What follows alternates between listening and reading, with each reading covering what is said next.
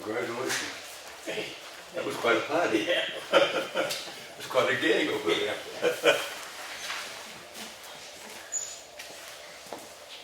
How you doing?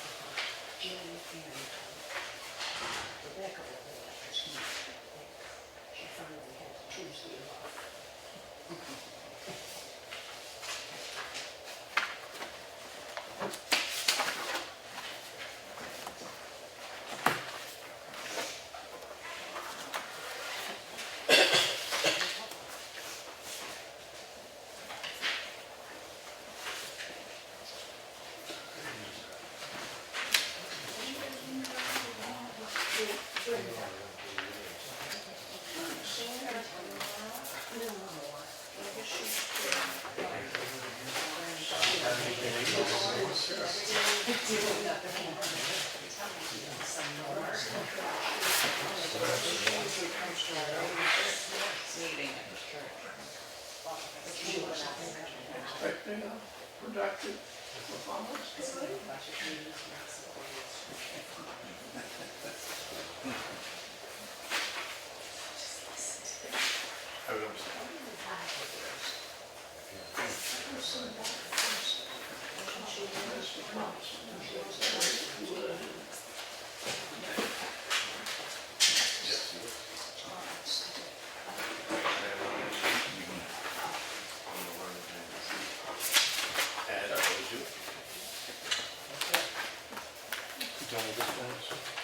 No,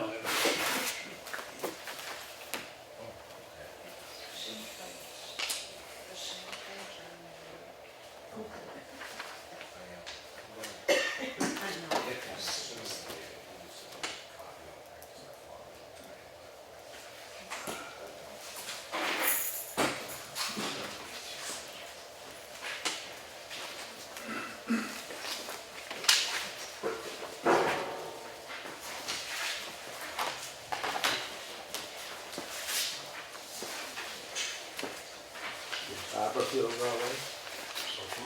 Yeah, yeah, but haven't seen it around lately, so. we'll do a stress test tomorrow. What's that? We'll do a stress test tomorrow. Oh, yeah. Examinations.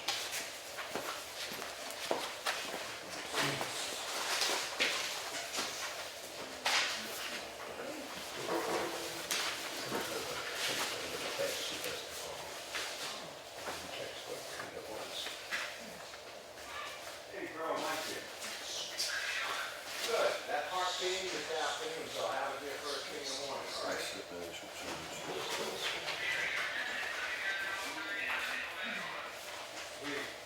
I'll drop it off at the door early. What you guys? Sounds good. Thank you, man. Bye.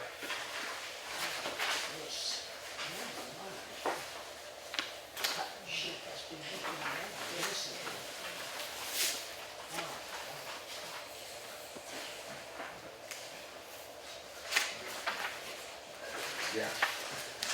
It's time to get my phone sometimes. Yeah, you heard me in here, right? I got to talk to her, guys, so I gotta go up and up. You know that. Yeah.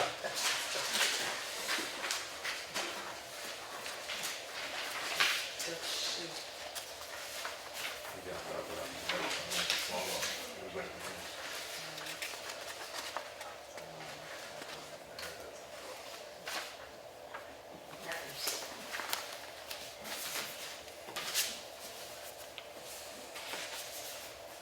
We had a big packages and these things and No, they were either, I don't know, Pennsylvania or Delaware, he comes from there. Oh, yeah. They're in Mexico.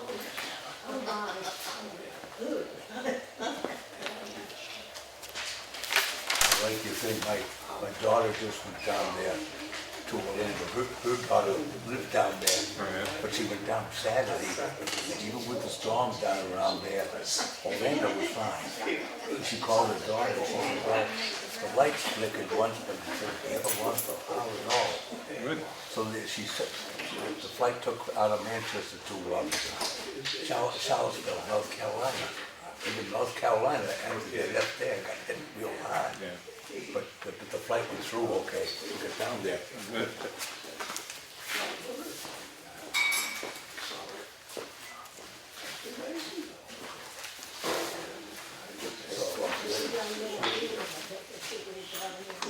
it's empty. There's no gun powder involved. She was in college. Please. That's how she did it.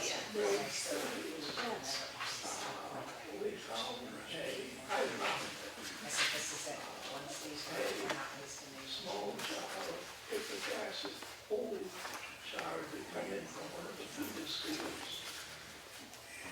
And small boys, They put it back when they leave.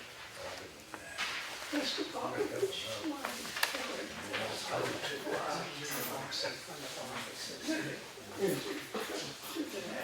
Oh, no. And these kids, on the phone.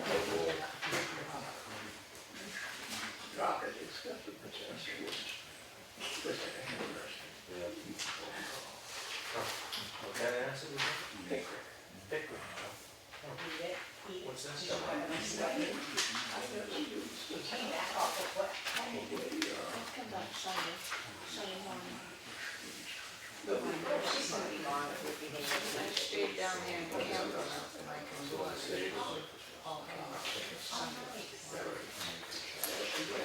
Very nice. It's like, this is usually the weekend. This is usually the weekend.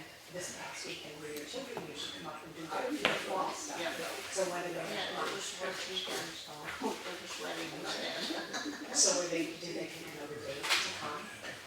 Well, they'll be here Thanksgiving weekend and I don't know why I they don't ever remember having And one. Sunday, Mike took my Somebody short is pipes so out. funny over there. No. They went off so And then we took the chimney. Fixed my dish. Wash, cleaned all the pipes, and I told him They should come visit me. They are bears that are soft. Well, then the other kids will have to come, they don't have to come. That's nice. Those Michael, see Mike, Michael always comes and helps us. Look at the air conditioners and check this, check that. A couple weeks ago,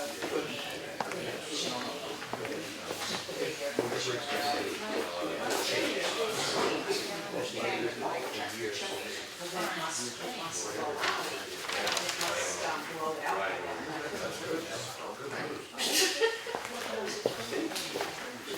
well, where it goes into the chimney, the slow pipe is deteriorated.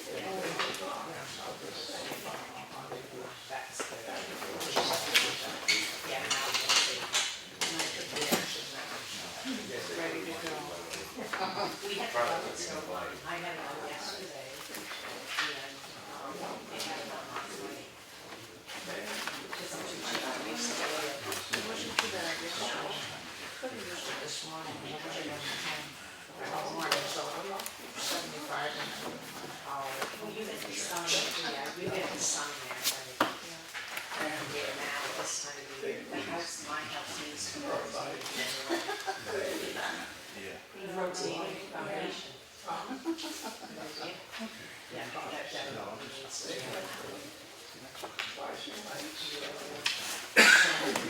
stay overnight, they just go on sometime, and then conversions, conversation, and we came back, so I had a really good recess.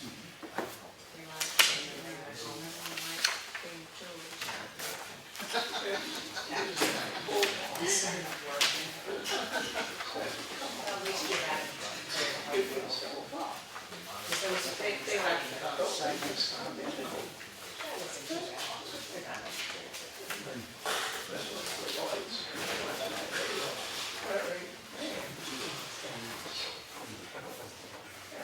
Maybe we can cover kids that may have something to drink. Snow. Or that right off that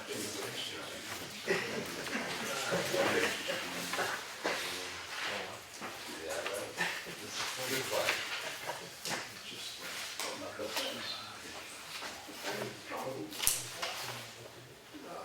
my wife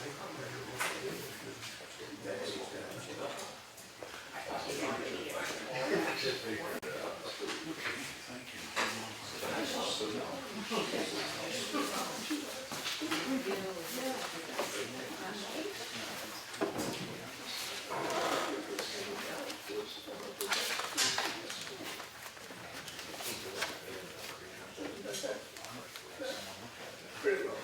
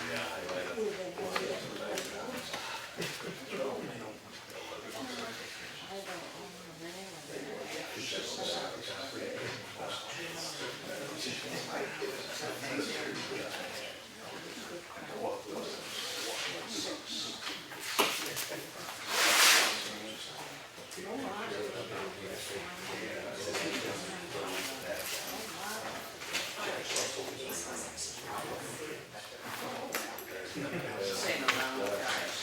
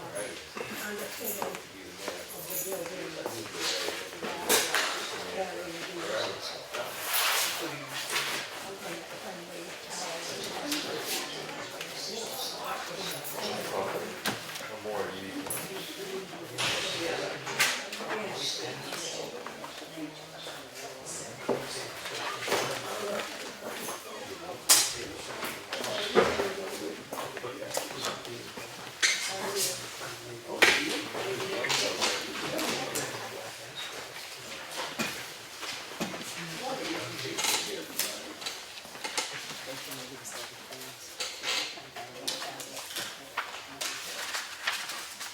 think you should be on the good.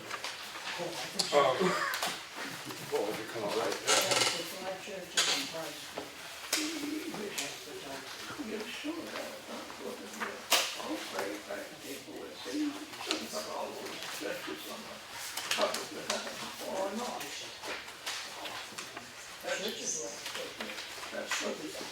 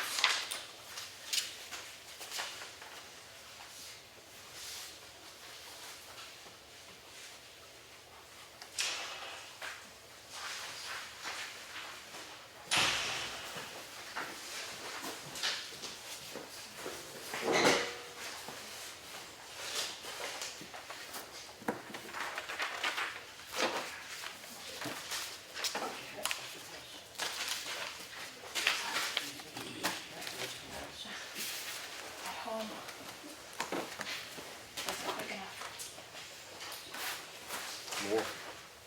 You done?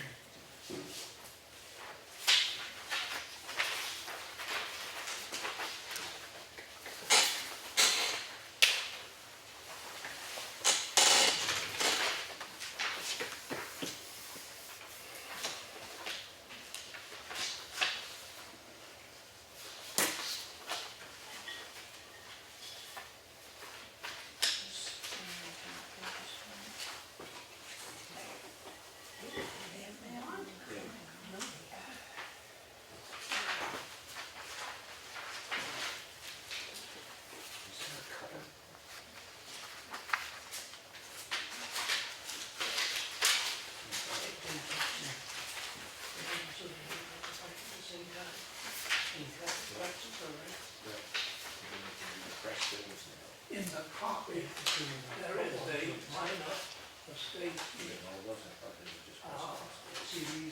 Every body around here thought that it was research council. But Samuel Reed Hall has established one in Vermont, just across the road.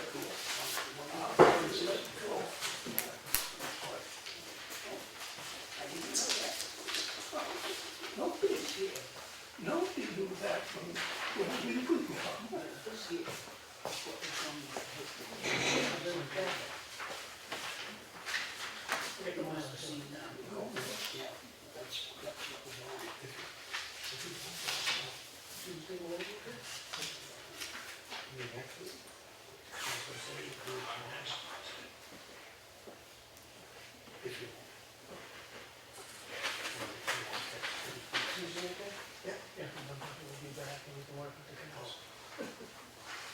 If you're okay with that. Okay. That's what I'm talking about in the morning. Thank you.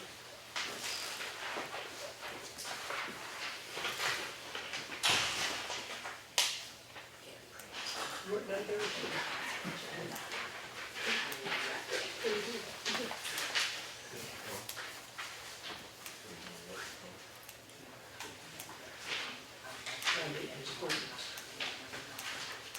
write it down, we'll both forget.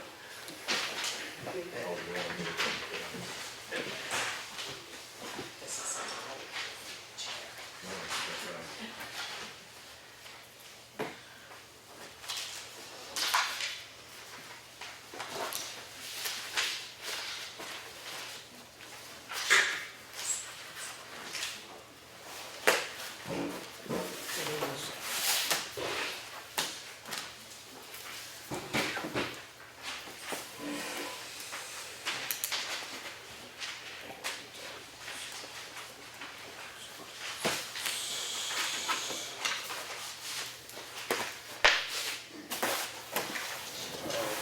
Pledge allegiance, people. I pledge allegiance to the flag of the United States of America and to the republic for which it stands, one nation, under God, indivisible, with liberty and justice for all.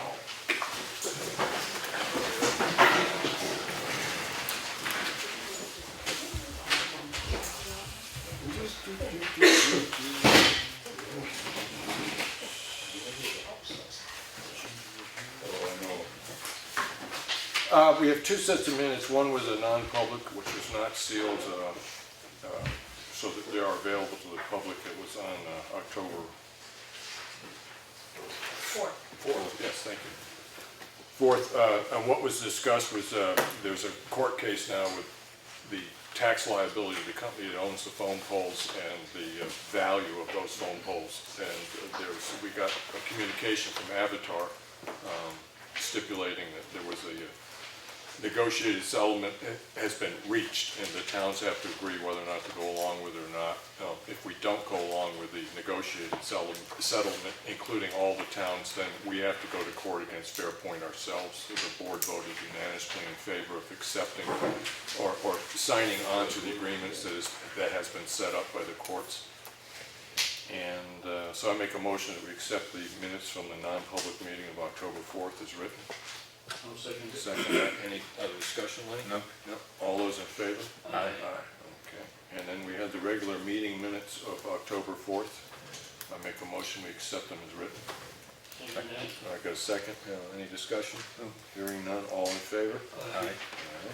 And we have a weekly manifest of $11,622.17. I make a motion that we accept the manifest. Second that. Second. Any discussion? No. No. Okay. All in favor? Aye. Aye. So now we go to public comment. Again, just state your name and whether or not you're a resident. Don't need your address. If you have a question about either a vendor or an employee of the town, please submit it in writing. The selectmen will respond. But other than that, just keep it polite. So, public comment in the front. Should I come up? No, stay right there. My name is Kate Belial. I am a resident of this town. Okay. Here to talk to you about cougars and a strange thing that happened to me on Saturday morning. About what? Cougars, Cougars. Okay. specifically eastern cougars. I'm not supposed to refer to them as mountain lions or catamounts anymore, according to the Maine conservation officer that I spoke to about the one that has been predating on my farm.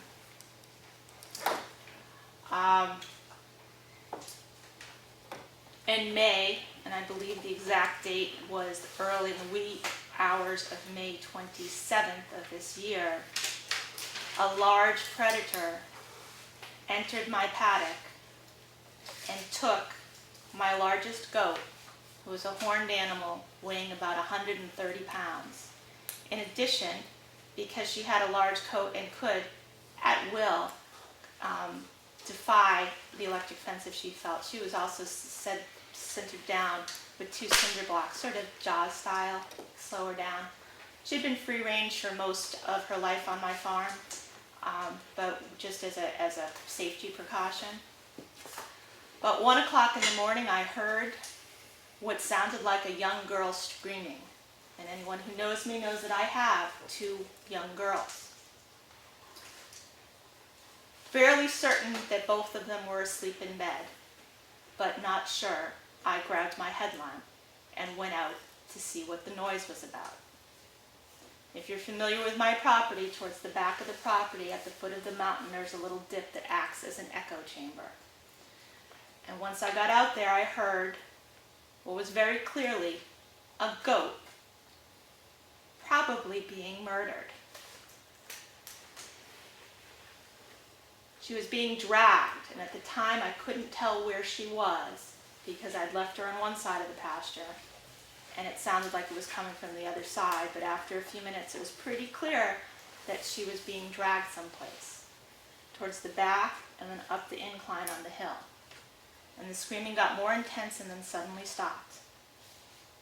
And I stood there, frozen, deciding that either she had gotten away from whatever had gotten her or she was dead. And that at 1:30 in the morning, all 5'0" of me, with no firearm and just a headlamp, should go back inside and just double check that it's not either of my children and worry about the goat in the morning, which I did. We searched for the carcass, and I understand at this point I should have taken pictures of it, but this goat was not a dairy goat. It was the mother of all goats, very much like a pet. I'd had her for 6 years. Her leg was at an odd angle. There was no throat left. There was a lot of blood, and she'd been eaten in the belly. In addition, something had made an attempt to cover her up. From the litter on the ground, a little bit of dirt, and some other stuff.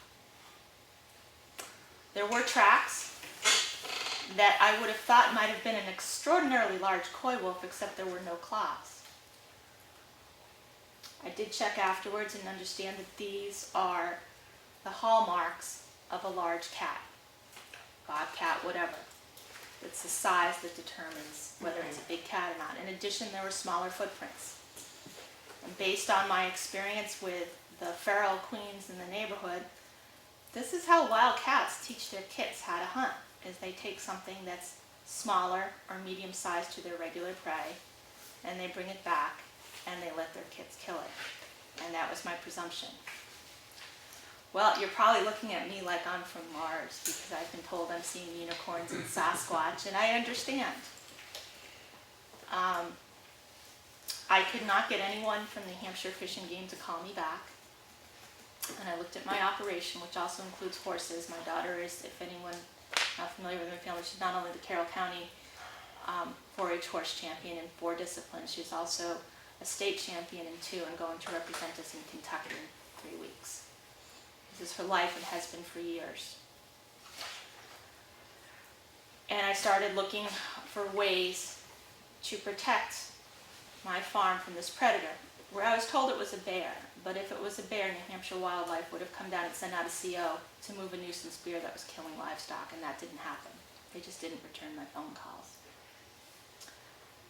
A couple months went by, and we didn't get anything, but I proceeded with my plan to protect my farm. It came back about 2 weeks ago and chased my goats, or at least my goats ran. And what I understand now is from cat behavior, you don't run because it kicks in their predator drive and they chase. Whatever it was very, very large, and I have 3 layers of electric fence, and it went through the electric fence, electrified, and took out the bottom 2 and not the top. So it was either a very small, smart bear or a very fast something else, and the coyotes run in packs. The loners don't do that.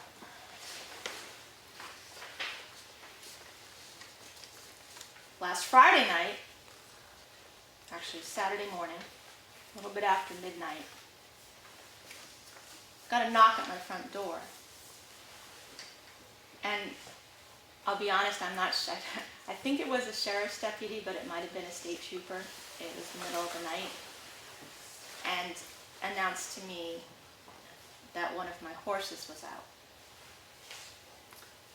And I was very surprised because I didn't know what 36-year-old Sugar would be doing out in the middle of the night. He's a little blind and a little deaf and has no teeth and has no business being wandering out of the paddock. And he doesn't like to touch the electric fence. But it wasn't. It was my new off-the-track thoroughbred. And there he was standing in my yard. The report had been he was in the road, although I didn't ask the trooper if he saw him in the road, but they'd gotten a phone call that he was in the road. Don't know who, don't know what, but we'll work on that. The horse was clearly injured at the knees and he'd fallen down. And as I turned to try to get him back in the paddock, he had light injuries on the back of his legs. He would not go back in the paddock. My daughter had spent the night at her friend's house in Centerosopy because she'd gone to the Kingswood football game the night before that was in Merrimack, and it was a long thing. So I tried to text them, but like good kids, they turned off their phones and went to sleep. So I stayed out there, and the trooper or deputy, again, I'm not clear which, said, "Are you okay?" I said, "Yeah, he's not going anywhere. He's injured, and he knows where home is," and I turned the light on. And I tried to get him back in the paddock, and he would not. So I let him be, because he's wandered free range on my property before. He likes the grass. And here we get to the point that's specific to the town of Effingham. Just after dawn, one of the town officers showed up at my door with 2 state troopers saying that the horse was in the road again. I know I'm supposed to put this part in writing, but I just found that out. The horse was on my property. I have no evidence provided that the horse was not on my property when these gentlemen arrived at my property. They stayed for nearly an hour. Looking at the rest of my operation and commenting on it repeatedly in a threatening manner, and telling me, well, as I understand, you gentlemen hold the police powers in this town, and it's delegated to the chief of police through your authority, and he is your agent. I've been repeatedly told that there is a file an inch thick on me. And I was told on Friday morning, well, we're still looking at my injured horse, and I was up at midnight, and I haven't slept in 4 days because there's something predating on my farm and injuring my animals. That my goats had to be moved. That I was creating a nuisance in the neighborhood. That I was affecting quality of life. Now, I have here a whole list of citations from the U.S. Constitution, the New Hampshire Constitution, New Hampshire RSAs, but the bottom line is, gentlemen, I have a right to confront my accuser. I have a right to have a warrant if someone's going to come and try to threaten me with arrest, to tell me that they're going to walk around until they find something to charge me with. And these are agents of this board. Now, we finally got around to the crux of the matter is, which is after the predation in the spring, where I was pretty confident that it was a large cat. Because my farming started in Florida, in Brevard County, that just got whacked by the hurricane, just out between Patrick and Canaveral. And we had a very large citrus grove.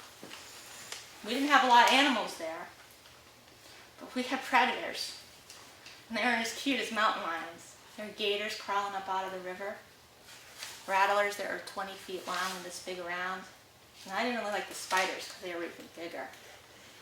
So I learned at a young age to carry a long gun when I walked through the orchards for inspection, and I'm no stranger to how a puma kills, because they told us we didn't have puma in Florida, but we did. But we liked them because they took care of all the things that we didn't want to have to take care of with that long gun. So I was pretty sure. So I came up with a plan to acquire Kangal Guardian dogs. I was only able to get puppies, and I didn't think it would be good to put puppies in this situation. So I recently acquired Maremma sheepdog, which is another guardian dog, to protect my livestock. Right now, I am operating under a specific RSA, and you gentlemen probably know it's been adjudicated to the Department of Ag, and for some reason Child Protective Services, but I'll leave that for when I put it in writing. That I am exempt from the dog barking ordinance because this is part of my livestock operation and they're bona fide, pedigreed guardian dogs. And unlike what was said to the gentleman standing on my farm telling me they bark 24/7, they weren't barking and they didn't bark the whole time they were there while I was out there because they're well-trained guardians. And they bark at 1 o'clock in the morning because that's when the cougars come. And they bark at 4 o'clock and 5 o'clock in the morning because that's when the coyotes run by. And this is what they're there to do. And if we want to find me, intimidate me, and arrest me because I'm operating under the statutes, because this is untenable, I think we should really rethink that strategy, because it would be a really, really bad thing. The problem here is the predator. Okay, I'm going to ask, is there something particular you want from us right now? Yes. I would like you to read over some of the information I have and really rethink how you want to use your police powers in this town regarding my property and my operation, and make sure that you're familiar with the current statutes regarding the protections that I have as a bona fide agricultural operation. We can argue over that, but that's been adjudicated through this town on at least 2 occasions.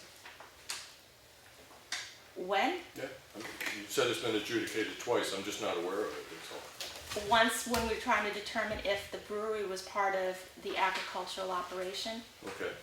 And then the other time when I had a officer there who asked me to sign away my Fourth Amendment rights before I let him onto the property, which I did, to investigate the condition of my livestock in my agricultural operation. So I think that's a prima facie acceptance of my agricultural operation. Okay, I mean, I haven't seen a copy of what you No, signed, I'm requesting copies of all of this, and it will be provided. But I'm here tonight. My attorney is going to hate me for this. But see, I was raised to believe that before we escalate things to levels of power and threat and confrontation, we have civil adult conversations about situations, and we throw away hearsay. And I would hate to see this have to escalate to the point where lawyers are involved at any level, civil or criminal. Okay, I'm still, again, what specific request do you have of us right now? I want you to review these ordinances, and I'd really like the harassment to stop. Harassment by the chief or by the police or citizens? I was asked at the beginning of this comment to put my... Yes, I would request that, yeah. And so I would humbly ask that when I put this in writing, that we, let's call a ceasefire for a minute and have an adult conversation. You can throw me in jail, we can have a lot of fun and have my picture taken, but I don't think that is a very good answer to this. Here's the thing. Cougars' natural prey, this Keel Kemper out of Maine, is white-tailed deer. And I don't know what the population is right now, but I'm telling you, one attacked my horse, or tried to attack my horse on the wee hours of Saturday morning. There are a lot more horses in the area. So that's the central problem here. And it'd be great if you can call anyone. I talked to Glenn on Tuesday, and Glenn pretty much told me, well, we don't acknowledge the existence of cougar. He says, there's probably a bear. I said, well, if it's a bear, you'd come down and help me. He goes, yeah. I said, well, I called them. They didn't send anyone down for a bear, so I'm figuring they didn't believe it was a bear. Be very helpful. Okay. Yeah, if you drop that stuff off, and then if you have something in particular that you want us to talk to the chief Oh, about, yeah. get us in writing. The other thing is that I didn't hear back in writing about my intent to cut, and I got a reply from our county forester. It says I don't need an intent to cut, and I will leave this with you. And if you disagree with any of this, because I just dropped that off. I really don't want to have anyone coming onto my property to Okay. check my intent to Thank cut you. when I don't need one. Thank you. Thank you. Anything else? I wanna know what's going on with the goalpost cane. Absolutely nothing at this point. It was brought up to the selectmen about 2 months ago. I've personally, Brought up to the selectmen more than a year ago. okay, the last time it was brought up was a couple months ago. I have personally talked to about 3 people to see if they were interested in it. I have one person that expressed a degree of interest in it and told them who was in charge of it. And that is Linda Edwards has agreed to sort of take over the organization of that, figuring out who gets the cane, how you get it back, how you figure out who gets it, what do you do if somebody else says they're older. I mean, it isn't just as easy as going, oh, I think that's the oldest person in town, you give them the cane. You need a procedure by it. We have looked into the purchase of a replica cane or the possibility of using a certificate to represent the cane. And so far, no one else has come forward with any interest in either, one second, let me finish, with either participating in the program or managing the program. There's been zero Why would interest. anybody else manage a program? It's the selectmen's job.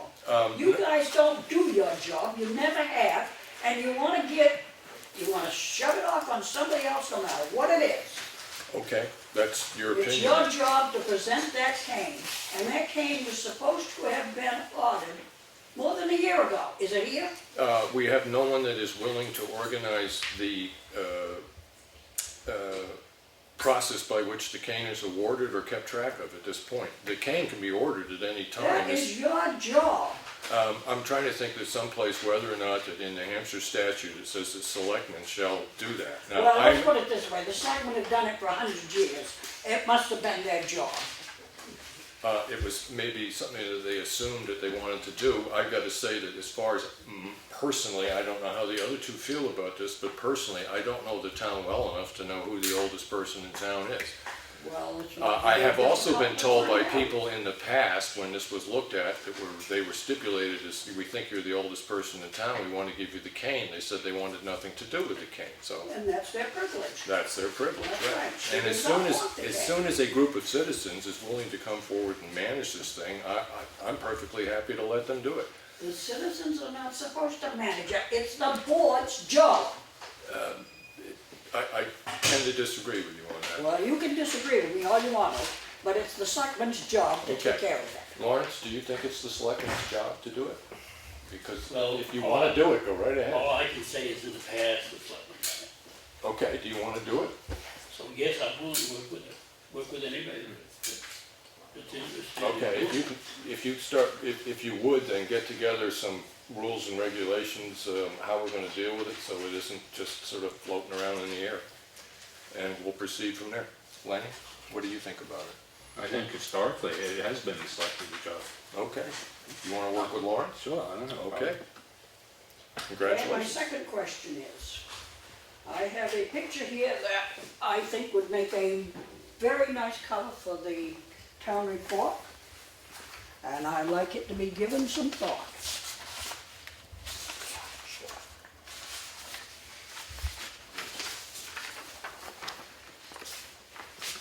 Is that the one that came off the quilt, when they did the quilt thing?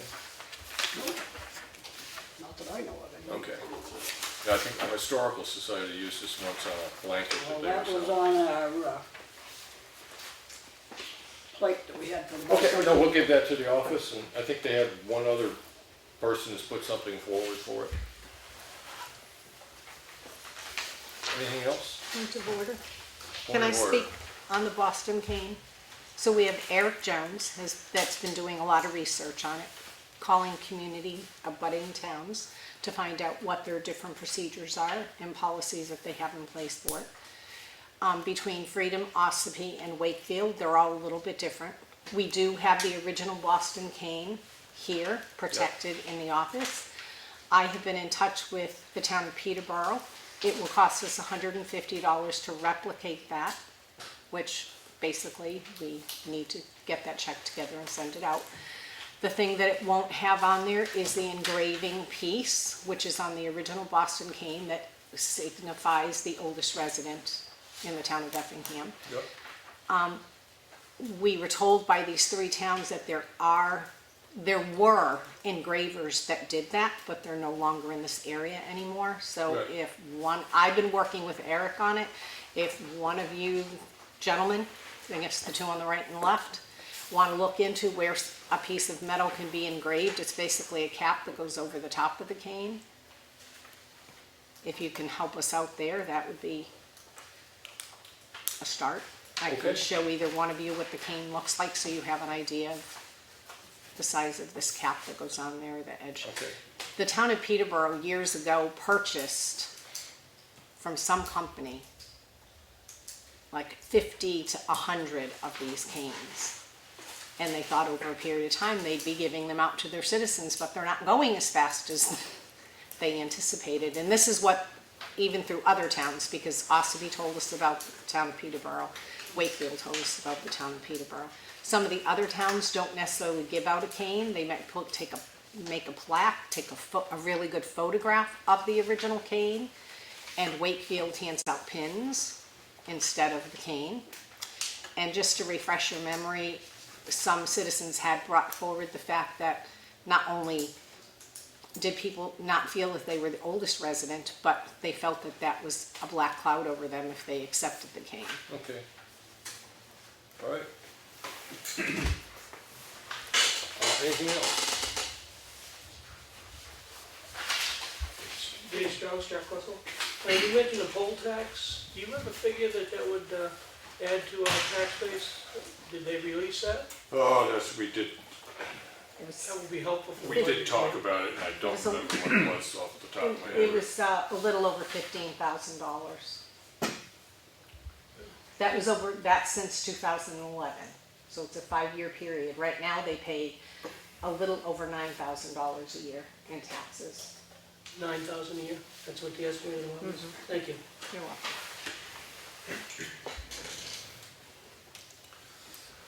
Anything else?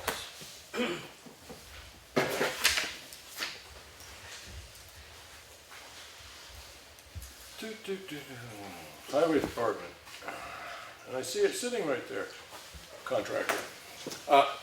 Before he starts pertaining to the highway contract, we have been getting numerous complaints, and I mean numerous complaints, not just on the phone line, but through the office, about the grading, and when is that going to the schedule gonna take off? Yep, okay.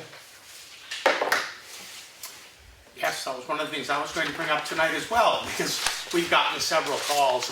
One of the things that I asked Cheryle this morning when I was in here was to please put on the message on the highway line for people to give their name and their phone number, because Right. we've gotten several complaints, just the irate, if we're not doing our job type complaints, no one identifies themselves or a phone number.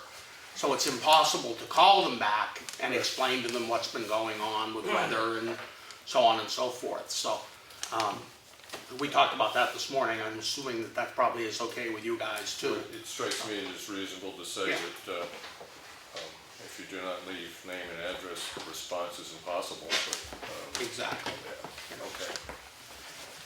In the last 3 weeks, I was here 3 weeks ago because we missed the election night.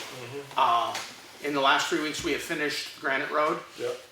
There is still one culvert that may or may not stay, that's questionable at this point. We fixed Yeah, a culvert, is parallel or vertical? Or parallel, Parallel? one that goes under an entrance. Okay, But as I say, Lawrence is working on that, and so we've just left it at this point. That'll have to be cleaned up or taken out. so what's the primary concern about it?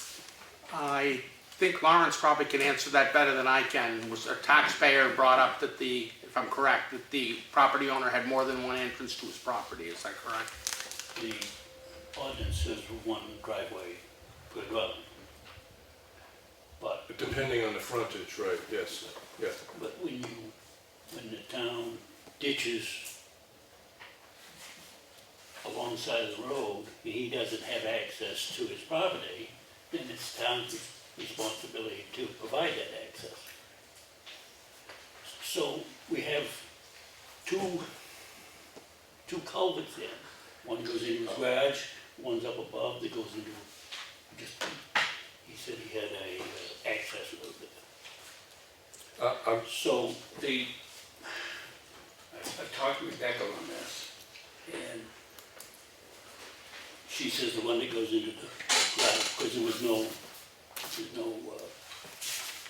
paperwork on the driveway. But the driveway had been there before the driveway permit was given out. So in a sense, it's a grandfathered Well, access to a yeah, town some people say that private property. driveways ain't grandfathered, and some people say they are. But anyway, Yeah. the culvert that's above that, we put a ditch down the edge of the road, so Yeah. he doesn't have access onto his property from up above. Okay. So in the regulations, it says that the town needs to provide him access, so we put the culvert in. Now, he says he needs paperwork, he's gonna take the culvert. Paperwork when? Paperwork to take that culvert out. He needs paperwork, so Yeah. he can take. He needs to have the, I guess it would be Rebecca, she's the one that does the driveway permits. Yeah. He needs paperwork from him saying that he cannot have that culvert. And I'm arguing, we took away his access, we need to provide him access. As far as I understand culverts, the way I look at replacing it, was there an existing No, culvert? there was no culvert there. No, he just had a roadway, an access. Okay, now, the question I have is on that side of the road, when we did the ditching, so no water flowed down that side of the road prior to the work we did? Yeah. All right, so there would have been a ditch there before, Well, yeah, but not like we have. not as severe. Okay, but there was a ditch there before, so there was no culvert there before. But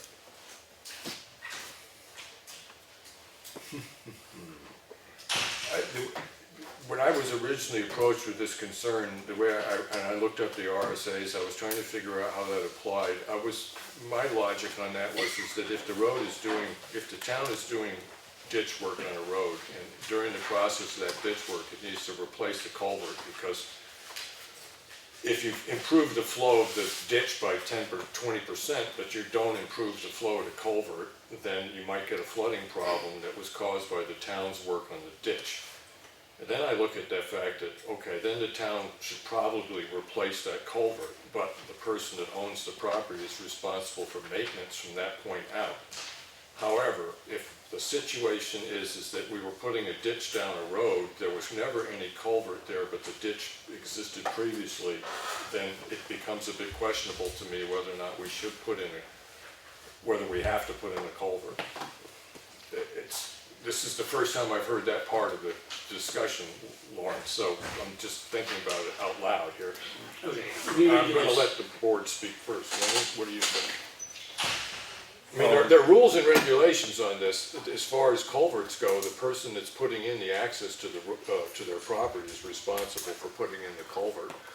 Yeah, There was I mean, never if one he- there before. If he had an access there before, he hasn't used it for a long time because of the trees that is big around where the culvert is, the pull-off that we put in. Right. Just goes in there and it's all trees. So you're saying it may have been a road cut coming off a private property, but At some point in time, maybe, but it Right. hasn't been used for a long, long time. Henry, could I shed light on this? I was the taxpayer. I just wanted to let the board No, speak but first. I'm the Okay, taxpayer that brought it okay, to the attention. all right, yes. This is across from our property. Yeah. So I've lived there for almost 40 years.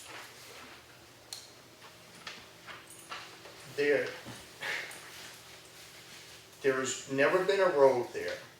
He made a little access cut, and never did anything with it. Okay. I believe he inherited the property Yeah. in Rufus Hill. And so I think he has had it for, God, I don't know, 15 years, maybe more. that was never used as an access.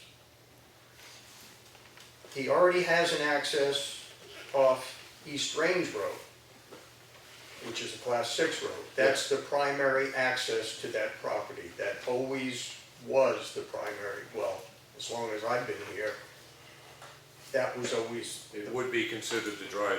the driveway, the primary access. He built a garage in front. That is where the culvert is, and you could argue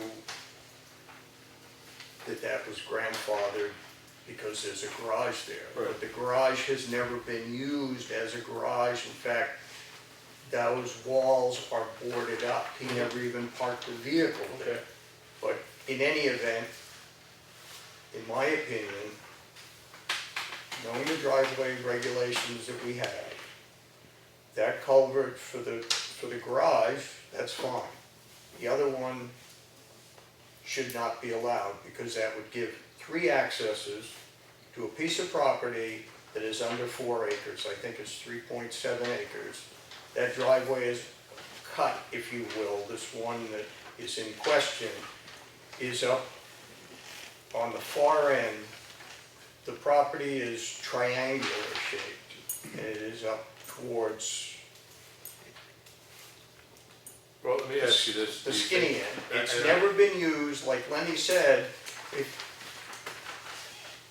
if you look at it, the trees that are there, and I think they may have taken some trees out to Right. make a little better egress, if you will, while doing the banking and Right. ditching, are, you know, they're not saplings. There was never a road there, Right. Okay. so. All right, well, I mean, whether or not another driveway permit would be allowed, there's a whole nother issue. I mean, the question is the town gonna pay to put a culvert in, so that person can continue to have easy access? Granted, this is opinion, but it's just what we're talking about. You're saying is that your historical knowledge is that it's been an inactive, road cut. Yeah, I Just mean, call it that. until we put a big ditch there, I mean, you could just drive over there, but it hasn't been used for Okay. ages. And again, I mean, I'm not disbelieving it, but It's that's not- anecdotal And evidence. and it's not like he doesn't have access to his property Okay. without that culvert. Well, the way I looked at this, when I first heard it, I thought we were replacing a culvert, and I can understand the town paying to replace a culvert if we're doing ditch work and you're trying to keep everything up to the same level of efficiency. But the fact that there was never a culvert there, there's no reason for the town to pay to put one in there. Well, that's true, except that if we restrict his property, the town is required to give him access to his property. But we restricted his property by putting a ditch that's 18 inches deep down the side of his property. But what I'm hearing from people that are, I don't think we restricted his property. He still has access to his property. Yes, but here's the thing, he says he has paperwork that Well- proves that he's paid Richard Smith $800 and some odd to put that driveway in. Now, I don't know, I haven't seen the paperwork or anything else. Right. This is just what he's saying. Richard's been dead for one second, the way I look at that is that if the person in question here is trying to get us to do it and he has something can prove that it's been an existing driveway and blah, blah, blah, bring the paperwork in and we'll look at it. But presently, I gotta get back to what we're doing on the road, is the fact that we need to, in my opinion, need to postpone a decision on this. Is that putting the road at any risk? That's exactly what we've done. The culvert was put in, was the first one we put in. Right. And it's just sitting there at this point. We at first were told to take it back out. We started to that morning and the property owner came and had a head fit all over everybody. Lawrence went and talked to him. So at this point, it is just sitting there. We haven't touched it again until you guys tell us what we're supposed to do. So when did that happen? A couple of weeks ago now, Lawrence? Yeah. Must have been a couple of weeks ago, yeah. Okay. I can't give you a date because I Yeah, really no, didn't I'm pay that much thinking that I attention to saw it. something back about then. it in the action folder a while back, but none of the other selectmen Yeah. gave any information. That it was in Point the of action order. Who owns that property? At this point, I'm more concerned with Okay. the logic of it. We do look like we have to deal with this, so we'll figure all that stuff out. But the way I'd make a recommendation right now is that currently, there is a culvert there, or there isn't? Currently, yes. There is. As of tonight, it's there, Okay, so the question before the selectmen is not whether we put it in, but whether whether we leave it or not. Okay, so postponing the decision does not present a particular danger to severe erosion of the road. Taking it out, same thing, it's just the same amount of water passing through the same area. Everything functions perfectly the way it's written. So, All right, I will, I'm assuming that I can get the name of the property owner from the office. All right, can you give me the street number? I don't have a street number, but I believe Lawrence would know who the guy is. Well, the owner is John Loda. John Loader? Okay. We need to get in touch with him. He needs to present his documentation. The way I'm looking at it right now is that it probably shouldn't have been put in the first place, but that's early innings on this one. John Loader, Ludder. Or LOD here. L-O? Okay. All right, check culverts.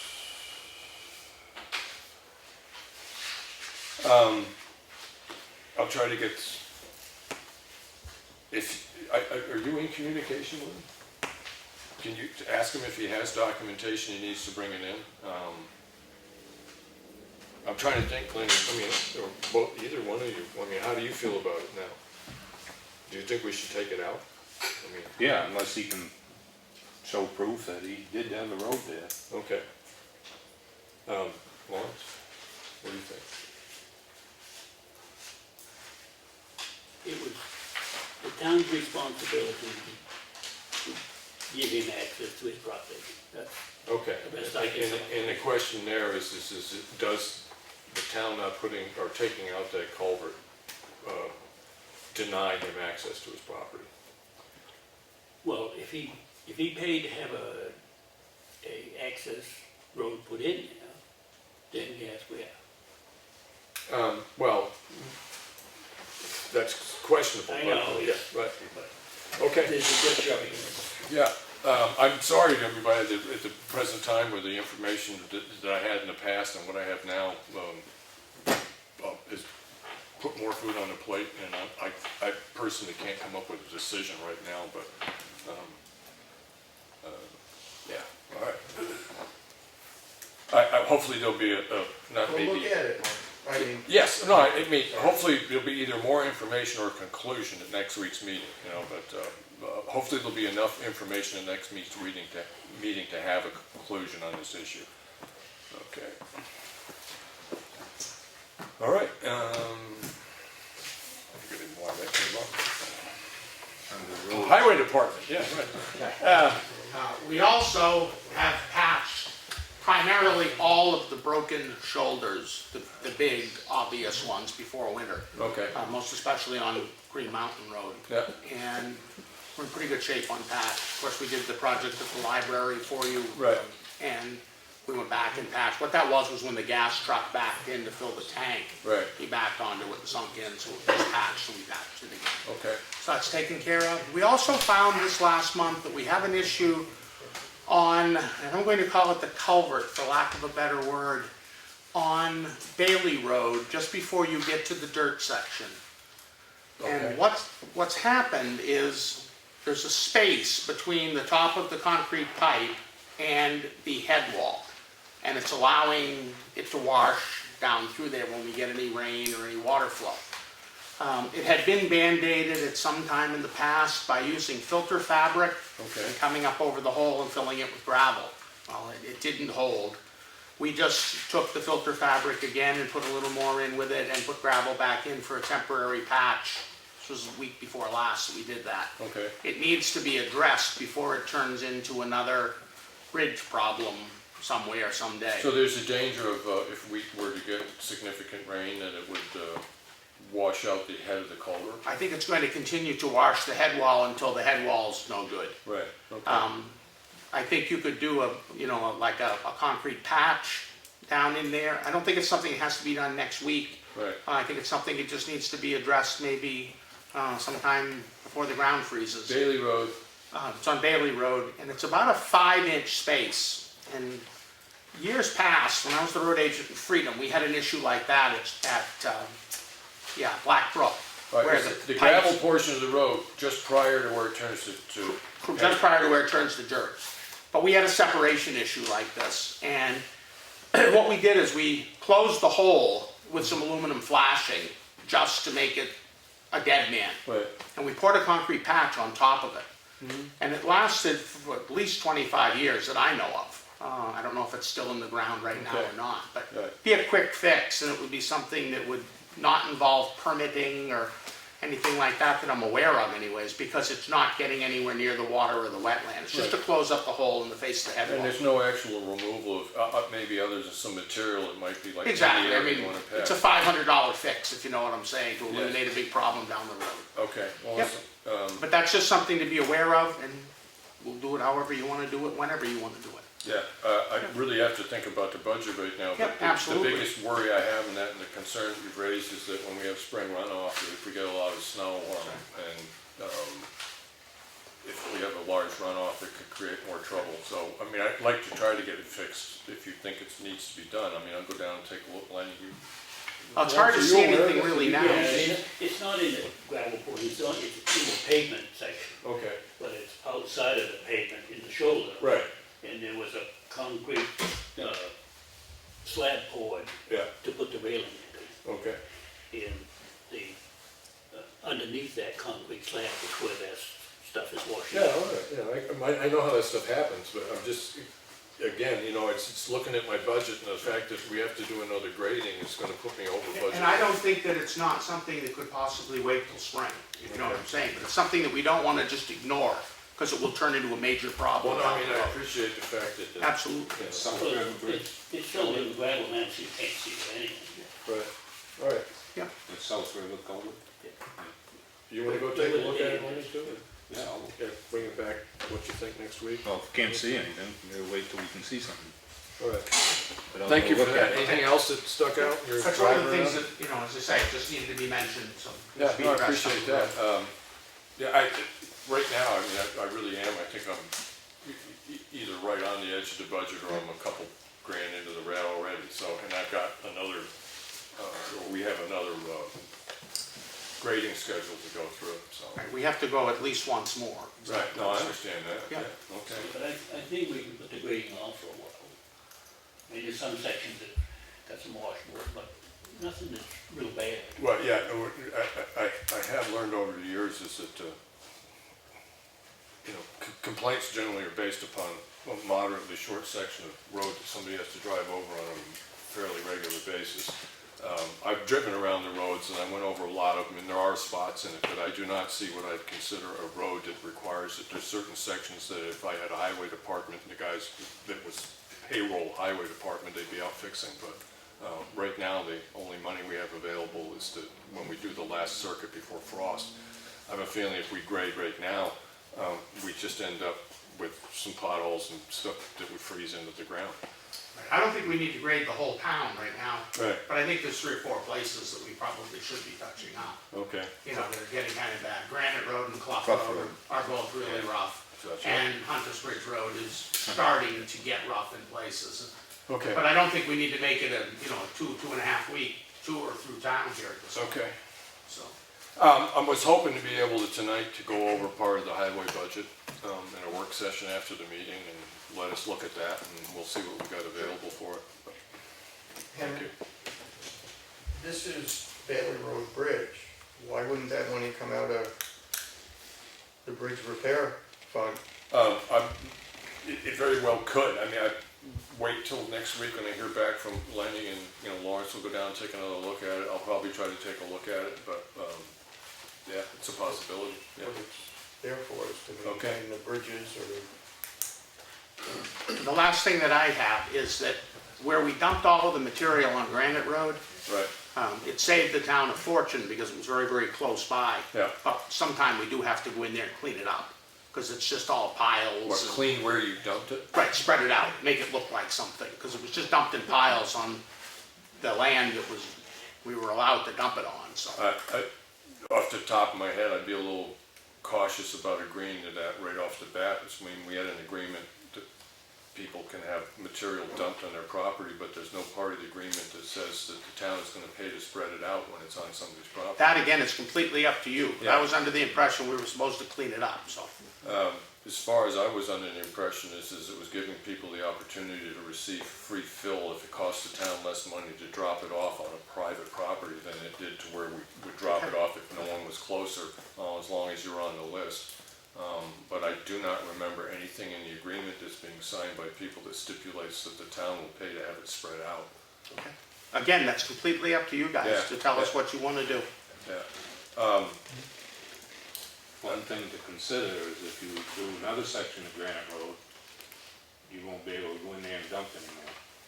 If you can't spread it down, so you back up on, dump it. So, in other words, You'd have to haul it somewhere. the person that received this, they're willing to take more as long as we can smooth out what's there. And it does, I mean, I do understand the cost savings involved in it, but I gotta admit personally, I'm a little leery I about it. mean, you said something to consider. Yeah, yeah. Well, that's what I'm doing, Lenny. I'm just, so as long as you understand what it is that I look at as a concern, is some taxpayer coming up to me and saying, no, it's great that we got rid of it for a lot less money, but why are we paying to have it spread out? That's the property owner's responsibility. I mean, that's a fairly reasonable question coming from a member of the public, and I gotta figure a way that I'm comfortable saying, yes, but. Your point being is that this is the opportunity, because we do a lot of earthwork on that, road work on that side of the town, and it generates a lot of waste, right?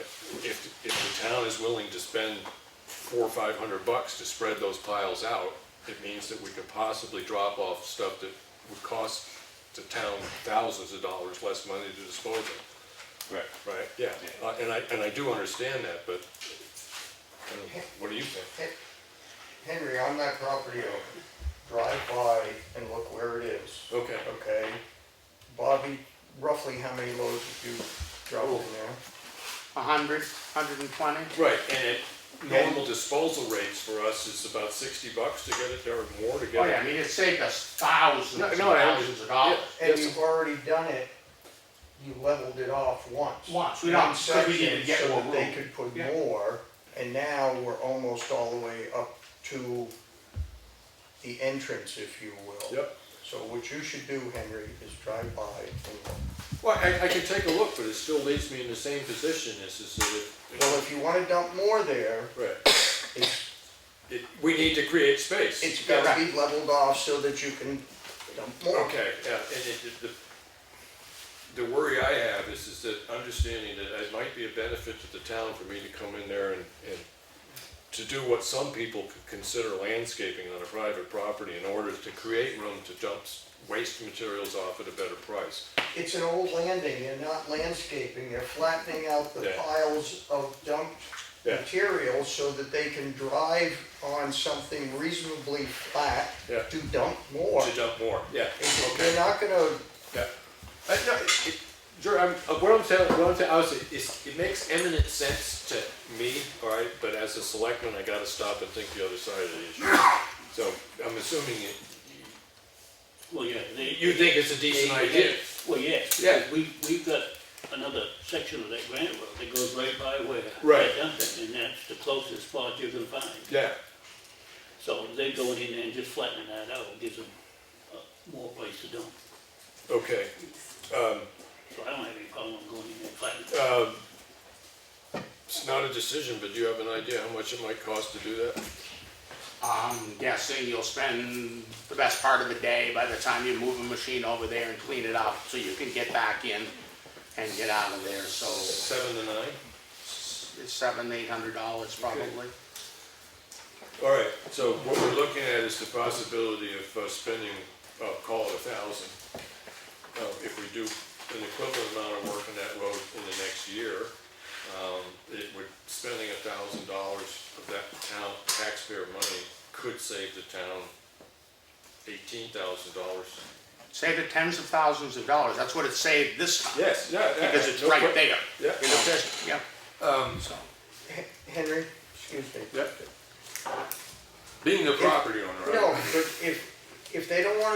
machine now.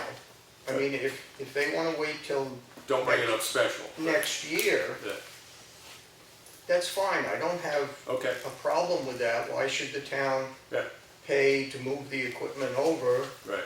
if you're gonna Be do there more anyways. work next year? Yeah. The equipment is gonna be there, so Yeah. you move in a day earlier, flatten it out, and then start digging. I don't have an issue with that. I mean, it's, Okay. I was gonna plant my corn Yeah. and stuff.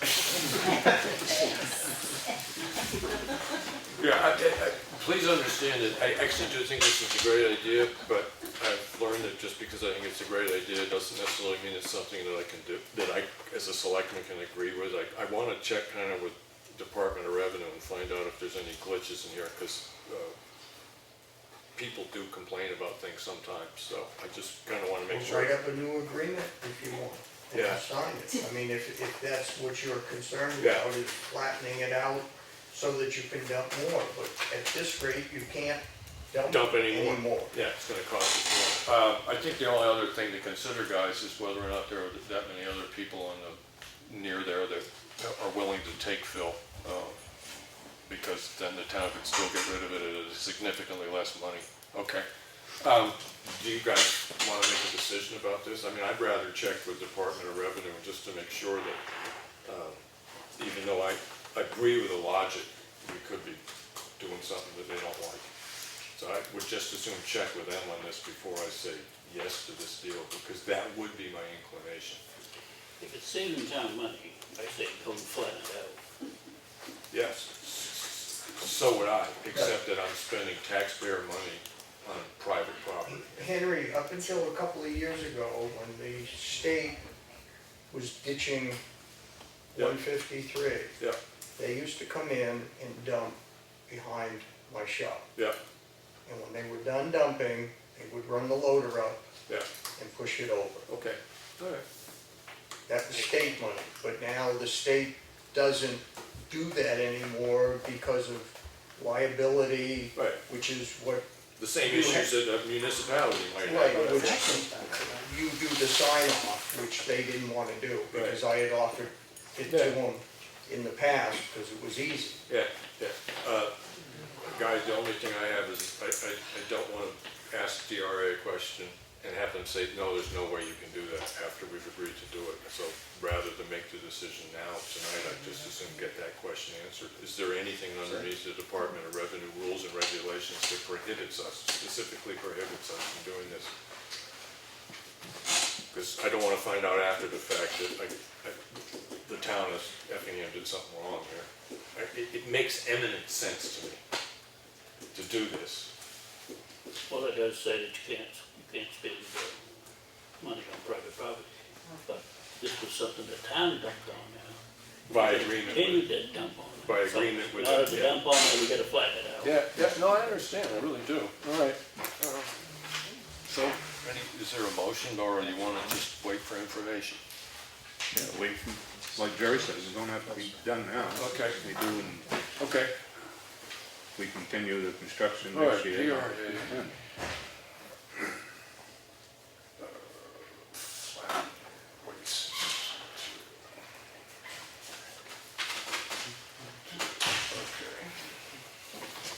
Anything else?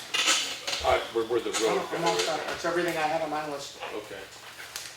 Like I said, I'm hoping, I've got a list of sort of discussions that we need to have, and one of them is looking at budget and stuff like that. Hopefully we can do that tonight, so other than that, does anybody have a particular question for the road people? Yeah. All right, yes. Well, Ask us, and I'll Oh, okay. transfer it over. okay. He can probably hear you, but, you know. Yeah.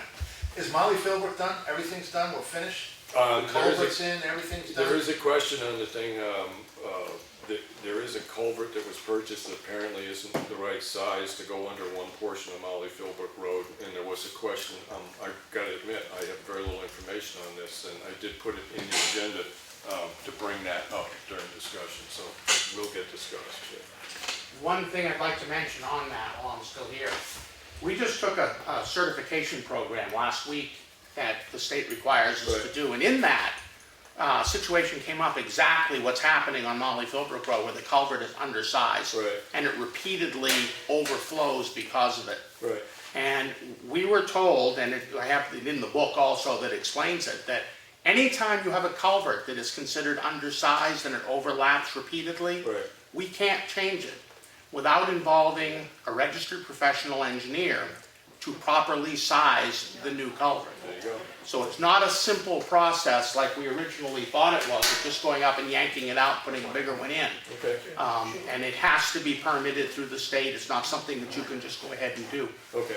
The gentleman that put the class on was like the number 3 guy in Department of Transportation, and he has since retired. And I asked him specifically, Right. told him exactly what we had during a break.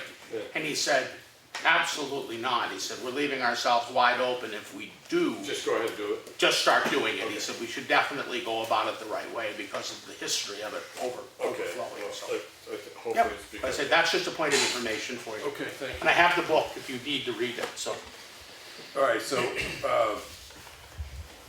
Department of Environmental Services, get in touch about so we need them to come out and look at it, and then we need to find a certified engineer. So Right, that's what the I need from professional DES is, engineer that does it, and then he'll make out the permits for them. all right, what I need from DES is that what licensing does this engineer have to particularly have, or I granted? have all that, Henry. If you want, I'll photocopy it, drop it off at the office. Thank you very much, yes. Not a problem, so. Yeah, great. Yep. Oh, culvert. I don't know, that kind of takes away the need for further discussion on this. It leaves me at the point that I understand that what I have to do at this point is to have an engineer come in, do a study on that, get the right size, do all the DES permitting and stuff like that. And the state has actually mandated that we use an engineer to do that.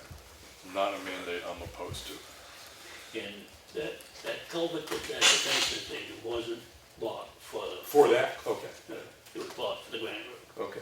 Is at this point, is it extra? I mean, Well, yes, because we was gonna go across the end of the driveway, and she didn't want us going across the end of the driveway, so we put the culvert down beyond the driveway okay. and put it across the road, so we didn't need the one that goes across the driveway.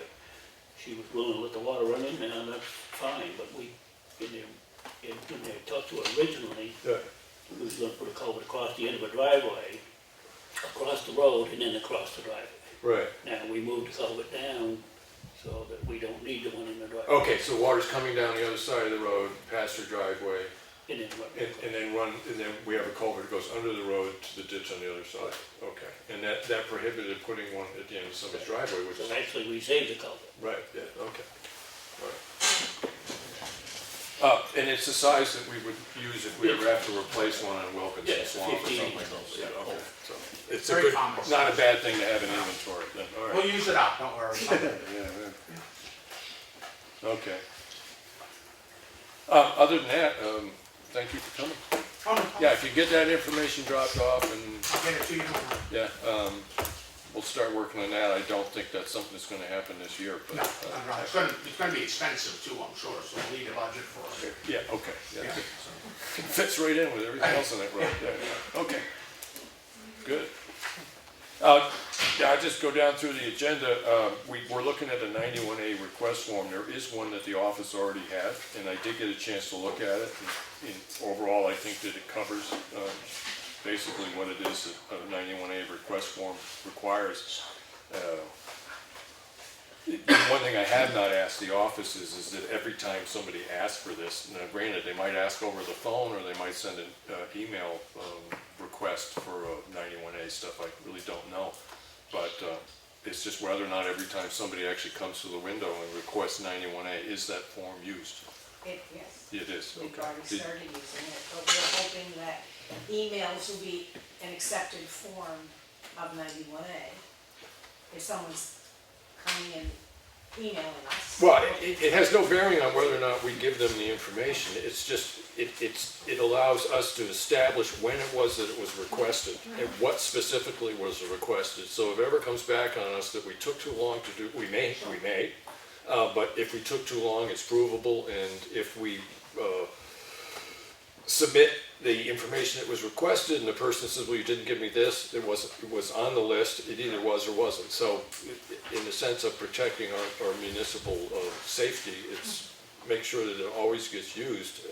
I'm trying to think if somebody called up or was emailed, you can start putting it together, but fill it out and say, listen, when you come pick this stuff up, you're gonna have to sign the form. It's going to be dated today, you know, from the email date or the telephone date. And I didn't see that, so maybe on the form, put in, received by phone or email on what date, or in person, and then the date. And how involved are we gonna get, because we have people that call all the time for property cards, tax cards. I mean, if we're gonna start doing that, we'll be Now, inundated. you're saying that a property card you're treating as a 91A request? Well, it could be considered a 91A. Are we gonna, I would ask the person whether they consider this a 91A request, right? I mean, if they do, and, you know, if it's freedom of information, I mean, I have no problem giving them the information, it's just, yeah. I mean, we have, you know, realtors, appraisers that are property But owners that's- that are calling all the time. That's not, to me, doesn't strike me as a 91A request. Well, I just wanted to make sure if we're Right. the board stood with that. Yeah, a 91A request is, usually somebody comes in and says, this is what it is. Yeah, right. I mean, when they're asking for property information and stuff like that, that's just standard business, yeah. Okay. What do you think? Well, we should vote on this phone. This is what we're gonna use. We should take a vote on it. Well, the one thing I'd like added, is after speaking with office staff, is how the request was made, whether it was made in person, by email, or by telephone. Right, so they wanna add that into this? Right. Okay, and we vote on next week. Yeah. So is that something the office can have on the table next week? Okay, great. If this has been in the office all the time, why would they have been using it? Well, I think you said that they have been using We it. have been, she was using it, but most of our people, if they're looking for 91A items, they usually email us. So Claudia was going, because they were getting emailed to the town administrator, so Right. she was going off of that, that's a 91A request. Well, and that does give us the date that when it was there. Exactly. But not a bad idea to have it on the form so that you can sit back and then email back to party and say that there is a form that's being filled out with the registration of this request when you pick up the material, because I don't know whether you email material out. We Yeah. have. Okay. All right. Okay. So you want that down? Just the method by which the request came in strikes me as valid information. All right, next week.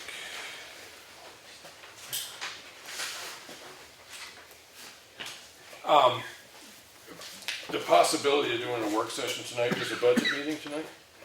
I see a budget Yes. member, right, so we're running out of time here, but we could conduct that meeting next door or something like that if you want to go over the road budget versus actual expenses that we've already done, because we do have this other stuff coming up that make normal maintenance, and I think that's going to put us into red ink. Review expenses already taken out of the Stevens Road culvert, which is another work session that might be worth doing, and review RSA's driveway culvert placement, which we've already discussed with no conclusion at this point. So of the sort of two things we're looking at, review road budget versus actual, or review expenses already taken out of the 210 voted for Stevens Road culvert to find out how much we have remaining. Do you want to do one of those meetings tonight? Discussions tonight?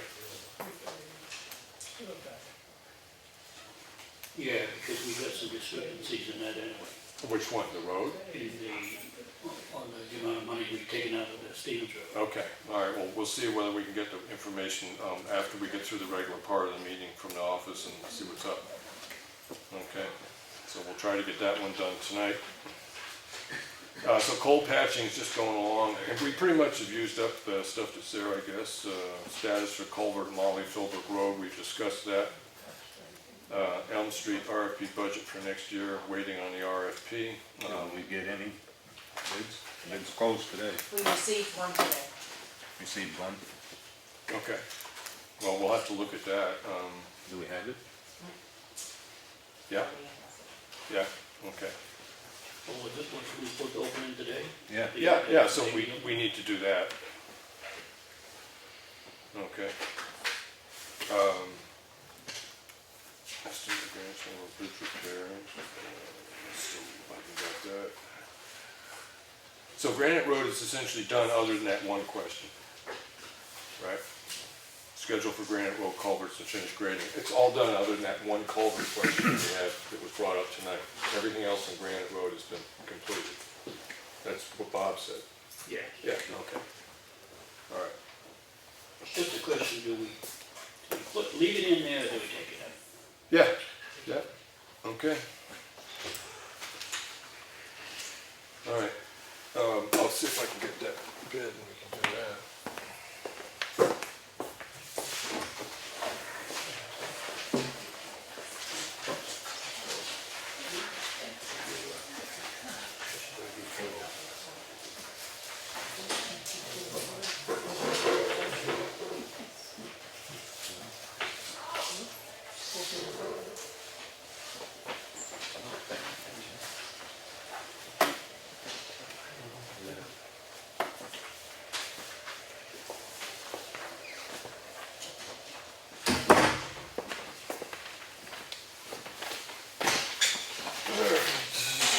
And this is from Elm Street Bridge sandblasting and painting work from Limerick Steeplejacks. Limerick Painting. Listen, I gotta step this out because he's my nephew and I can't conflict with it. Okay. All right? So I'll go that down.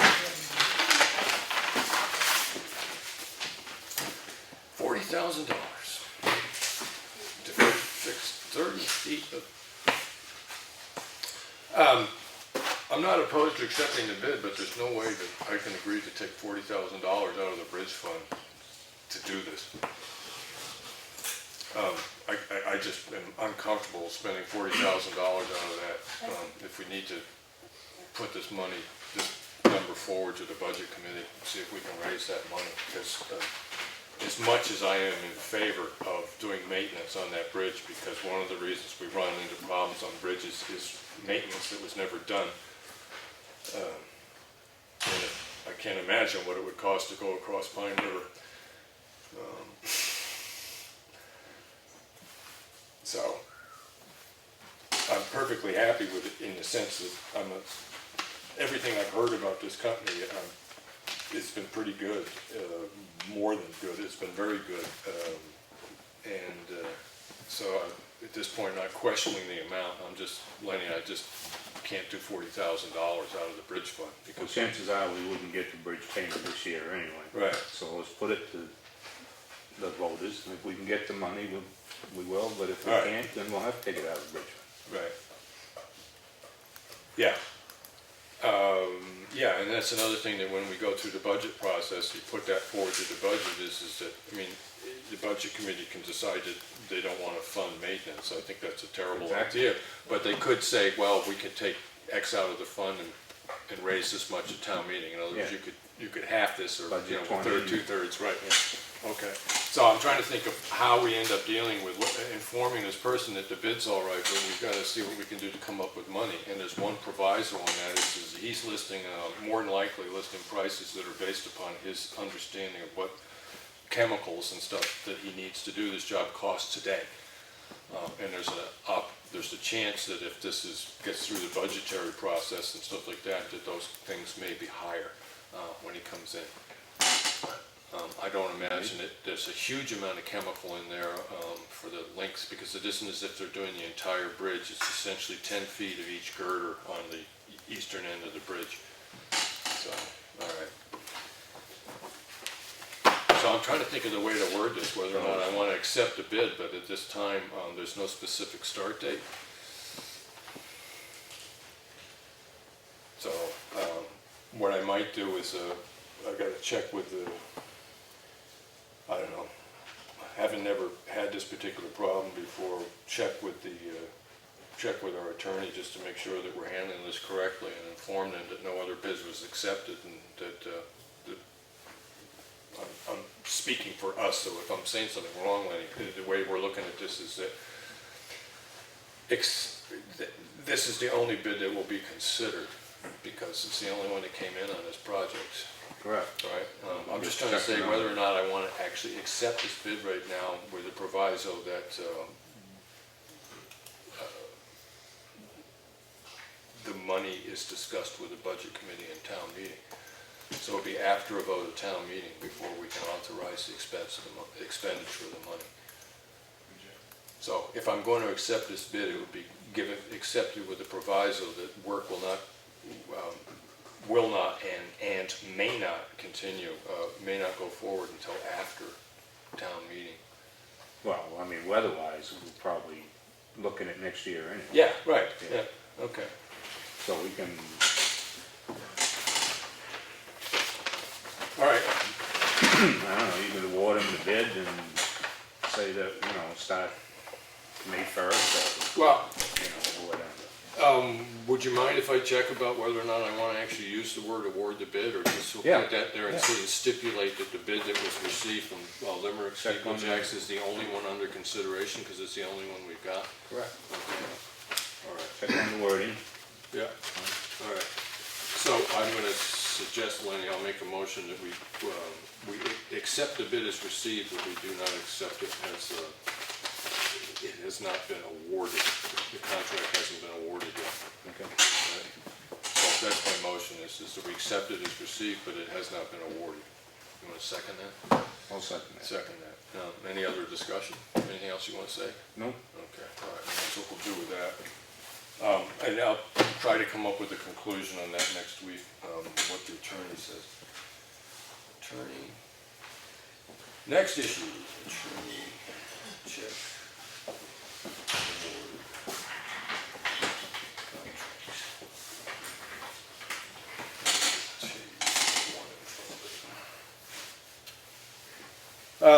Going underneath the stuff that I sort of agreed to do, the fire chief is going to be checking out this nuisance on Stephen Road because we had a fire there and the people have done absolutely nothing to limit access to a cellar hole. So he's going to go out and check on that, and more than likely what we end up doing is writing a letter to the property owner stipulating that he must put some sort of guard fence around that cellar hole. Okay, I did actually stop up at Van Dyke Welding and spoke with him. He now knows, he was sort of waiting to hear, according to him, hear from people exactly what we wanted. We went over, the railing he's putting up is, it's a continuous loop. So in other words, it has a high railing along the top and then another one. So it's like a big long oval. It's gonna have one angle from the top to the bottom, so that it isn't gonna go up in a step, but when we looked at the heights and stuff like that, the overall height, because the platforms are so deep, is that that's not gonna cause a problem. And it's the only other way to do it is come like this, go like that, and then go up again. Yeah. This is just gonna be one line. Yeah. All right, but it'll have two pipes on it. He gave me a price, estimate someplace between $600 and $800 installed, which seemed like a lot to me, and then I'm thinking, with $600 to $800 out of the, you know, I mean, the more I thought about it, it didn't strike me as an unreasonable price for getting that made and having it installed. He's checked on, with Department of Safety, whatever process that he had to check with to find out what they require in the sense of diameter of the pipe. He's got the pipe to do it, that stuff like that. And we did talk about how he's going to place it. And he said it would be a little less money if we put a flange on the bottom of the support posts and bolted those. The concern being is that if a lot of pressure was put against it, it could give way. The other option was to drill down through the concrete, put it in there, and you essentially end up with fairly close to the same problem. But as it stands right now, he is going to use a plate. And what we thought we'd do is increase the size of the plate a little bit so that you get a bit more distance between the heads of the bolts and the leverage point if somebody's leaning on it. But it strikes me as it's a handrail. It should be strong enough. So, all right. So he hopefully he can have that done in a couple of weeks. What's he using for material? I think it was like a 1.5 inch round steel pipe. Steel? Yeah. Aluminum? I think it was a metal pipe. It wasn't aluminum. You know, I mean a ferrous metal, not aluminum. I mean, the stuff he showed me definitely wasn't aluminum, and that's what he's going to be using. So. Patching at the library, apparently that was done. Stevens Road, I'll get back to. We had an issue with dogs on Townhouse Road. The police department has been informed about it. There were people on the public talking in the other day on that meeting. The Molly Philbrook Road culvert, we pretty much is, that's the call to DES to figure out what kind of engineer, and the way I'm looking at that is, in one sense, I mean, capable, but the least expensive engineer I can find to do that. Engineer. And I did talk, the office told me that moving the book box so that it's parallel with the mailbox out there will keep people from standing right on the edge of the step while they're looking into it. It presents a bit of a tripping hazard, but I was told that when they put the post in, they did a thorough job. They actually dug a hole and put cement in there. I really was thinking it would be pretty easy, bring a post hole digger down, pull it out of the ground and stick it in a new hole, but when I found out the cement, so the office has been in touch with the woman that was in charge of that, and she's gonna get in touch with us about moving it. I do think it's a good idea to use that. I'm gonna go back to follow up on Stevens Road.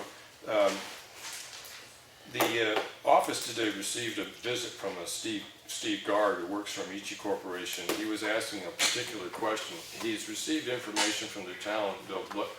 The letter I wrote after we rejected all the contracts, the primary reason that I rejected those contracts is there's no way I could guarantee to the people that had submitted bids on that particular job for Stevens Road that we could absolutely utilize the materials that we ordered from Michi Corporation. So I called Michi Corporation and told them that we need to postpone the project. And the reason I was doing that is that we have paid a deposit on that, and what I did not want to see happen was for them to put more money into that project for the wing walls and the culvert than was covered by the deposit, in case some reason during the court case the judge says, no, you've got to go back and put this out to bid.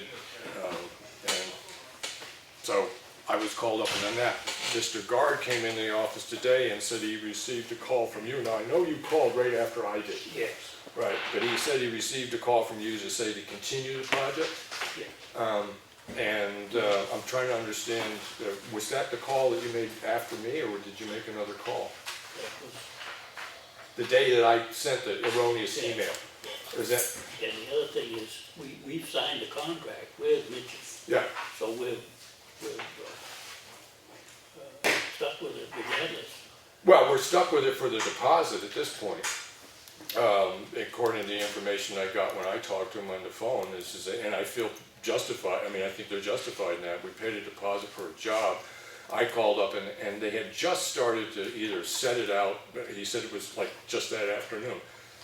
So when I talked to him on the phone, I said, we need to postpone this until the court date, because what we were hoping to do was had the court date on the 30th that got a continuance, which meant that we could not answer the question of what the court was going to do, so that we couldn't relate that information to the bids that we got on doing the actual work.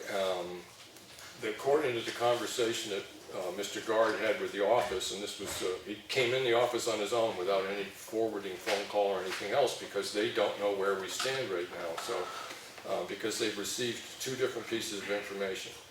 One of them being is postpone the project until we hear from the court what's going to happen, and the other one was from you saying to continue doing it. What he did say to the office was they're perfectly happy to postpone it because they'd rather have the business, they'd rather keep the people busy in March than now. In other words, right now they're busy.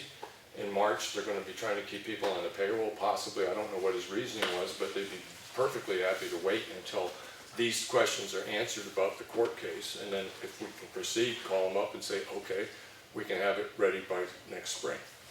So. The court case doesn't say that we need to stop. I have no idea what the judge is going to say. I understand that the court case does not say that, but the judge, there is an injunction based on this issue, and the judge could say, I don't anticipate that the judge will say, but the judge could say is that this process is tainted from the beginning. You need to start over, all the way to the bid process.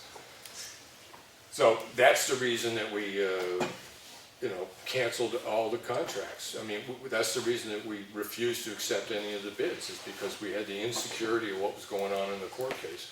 The same insecurity exists with trying to deal with Michi Corporation. So that was the phone call that he was talking about when he said he received a phone call from Lawrence Edwards, Yes. Selectman Edwards. It was the day that I called you. All right. Yeah. Okay. and I haven't talked with him since. Yeah, so as it stands right now, I would like to get back to him and say it's postponed. I see no reason to sit back there and continue to pour money into those culverts and then have the court turn around and say, you've got to go back to the beginning. Currently, we're out the deposit. If the deposit was $13,000 and they got $20,000 worth of work into it, and then we cancel, I don't see a reason why they couldn't come up to us and say, where's the other $7 grand? Because you told us to continue, right? So he needs definite, or the company needs definite information, right? My opinion, and I'm willing to make this a motion, is that we get in touch with them and confirm that any further work on that is postponed until after the decision by the court. Well, you're going to hold us responsible for that whole project? Who? Mitchie? As far as I know, Michi Corporation has put less work into it than we've paid on the deposit. And if the court decides that we have to start from the beginning, and for some reason they don't win the bid, we're out the deposit. That's the most that we could lose right now. If they continue to work and the court says you need to put this out to bid again, and then Michi Corporation does not win the bid, then in my opinion, the town owes them everything that they've invested into the project because they were told to continue. And that's why my motion is to get in touch with Michi Corporation and tell them to hold off. The conversation Mr. Guard had with the office today indicates that they have no problem postponing the project. My anticipation by 90% is that the court isn't going to do that. I just don't think the court's going to do that, but I don't know that. And I look at a responsibility of a selectman is to try to protect the financial aspect of taxpayers, and that is to make sure that if something, because of the court case, means that Michi loses that, is we owe them as little money as possible, which would be the deposit, because we canceled the order, because we were told to by the court. That's the only reason I'd cancel the order. It's a great company to deal with. They've been over backwards, and they've been helpful and they've been patient. I have no problem dealing with them. Their price was phenomenal by comparison to everybody else. But we're in a position right now where it's not up to us. So again, I will make a motion that we get in touch with Michi Corporation and say simply put the product, any further work on that culvert on hold until after we get a decision by the court on the injunction. It's not ending it, Lawrence. I don't want them to put any more money into this than we already have. And I don't think we're gonna get it in this year anyway, even if. Right. Well, So- here's another thing you wanna look at. If we don't get this in, we lost the 210, as far as the town's concerned. At the current moment, we're checking in right now on whether or not we can hold that money over, because it was it was on a warrant article and it was raised for that particular purpose. But the office does have a call into the Department of Revenue to find out whether or not it's legal for us to bind that money over, which we could do, as long as the Department of Revenue says that's an acceptable avenue for the town to take, we can hold the money over. If we can't, and we put it back on the warrant saying that we want to finish the Stevens Road project, then you put it out to the budget committee and you put it out to the town and they vote whether or not they want to spend the money. That's the way the process works. The 210 goes back into the general fund. But you can hold it, bind might not be the right word, but there is a way when you have money that's been raised at town meeting that doesn't get expended because of one thing or another, and this has been one thing or another all along, you can hold the money over into the next year. When I asked Matt that, he said he didn't think he could. Well, that's just the question that we're putting into the Department of Revenue right now.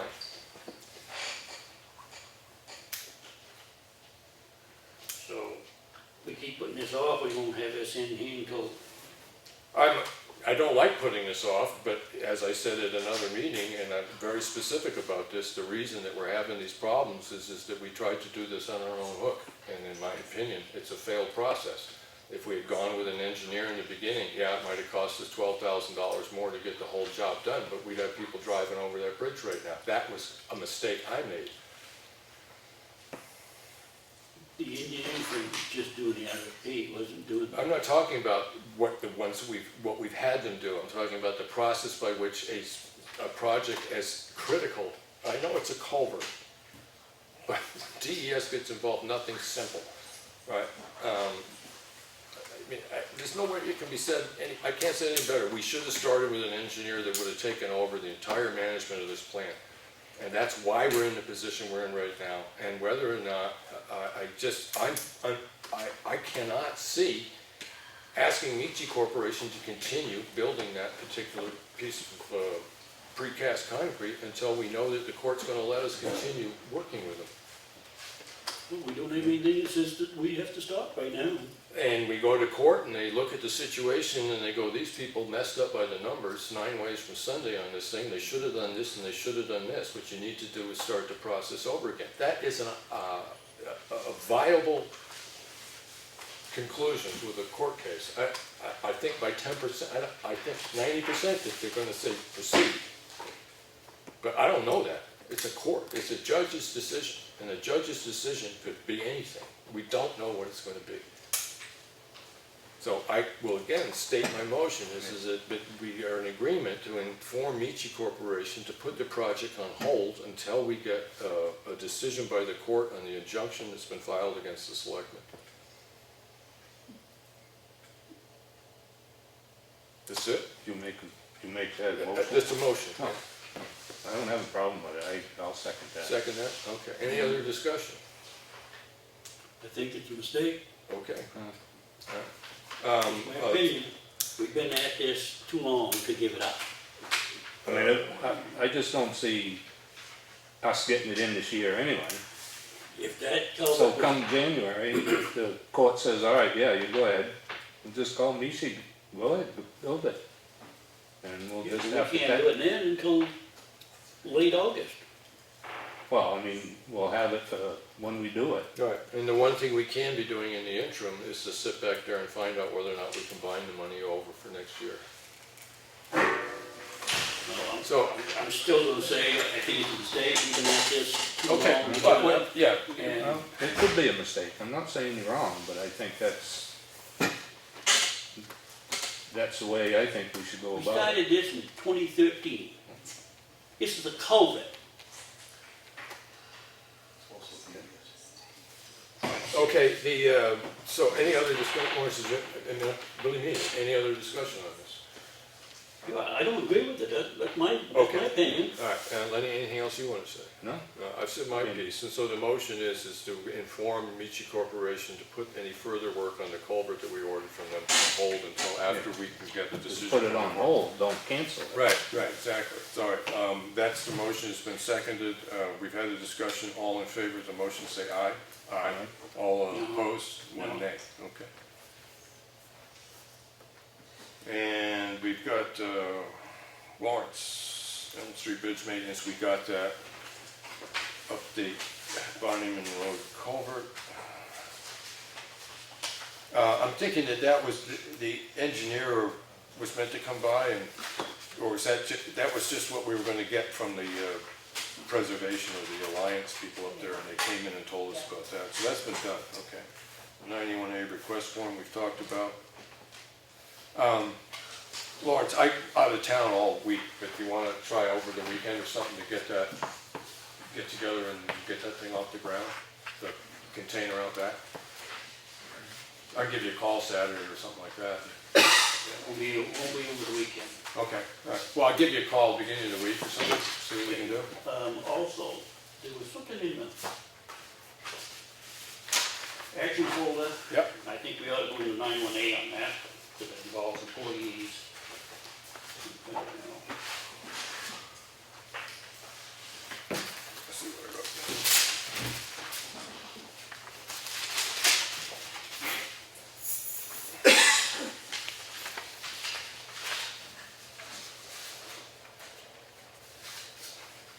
Oh, we had one letter a letter from Mike Cahalan. Yeah. That relates, I'm trying to think, I'm not opposed to doing it in non-public, but I'm trying to think is that the complaint on that was not about the employees. The complaint was about the behavior of an elected official, and there's no way to go into 91A on any complaint registered about a public official. Henry, since I'm here. Like I stated to you last week, I wasn't looking to make an issue of that, and if I wanted it to be out in the public, I certainly would have done that, so. Well, I If you think, guys wanna go down that road, that's all for you guys, it's up to your decision. okay. I'm trying to think is that once a letter like that gets in the action folder, whether or not it's considered a public record. I think it is. I didn't intend it that way, I intended to connect that to the situation Right. I mean, I wouldn't have a problem with this if it was about a complaint about an employee, I wouldn't have a problem. It's a 91A request, and it is, even if it was in the action folder, it's a 91A request because it involves an employee. And then you could deal with that in a 91A request. This particular concern was based upon a selectman. It was handed in at a meeting, but I read 2 lines on it. I said, I'm not reading the rest of this. I put it in, I said, this needs to go in the action folder. So if it could come in a meeting, it's a public record. Right, okay. So, what we're being said right now, Lawrence, you brought up the fact that you want to talk about it. I see no way that we can legally put that in under 91A, but the person that wrote the letter says that it was more of an FYI information, and do you continue to want to speak about it because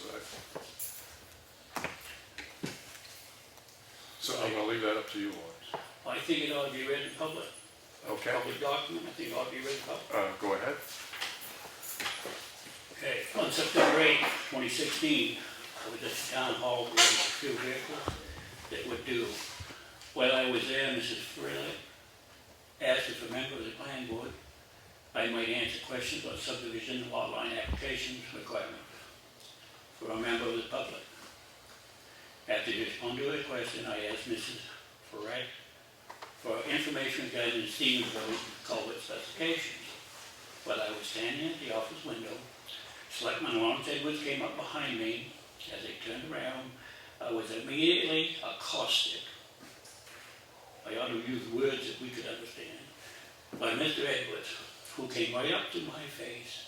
He was very close. Then he shouted at me. I came, can I help you with something?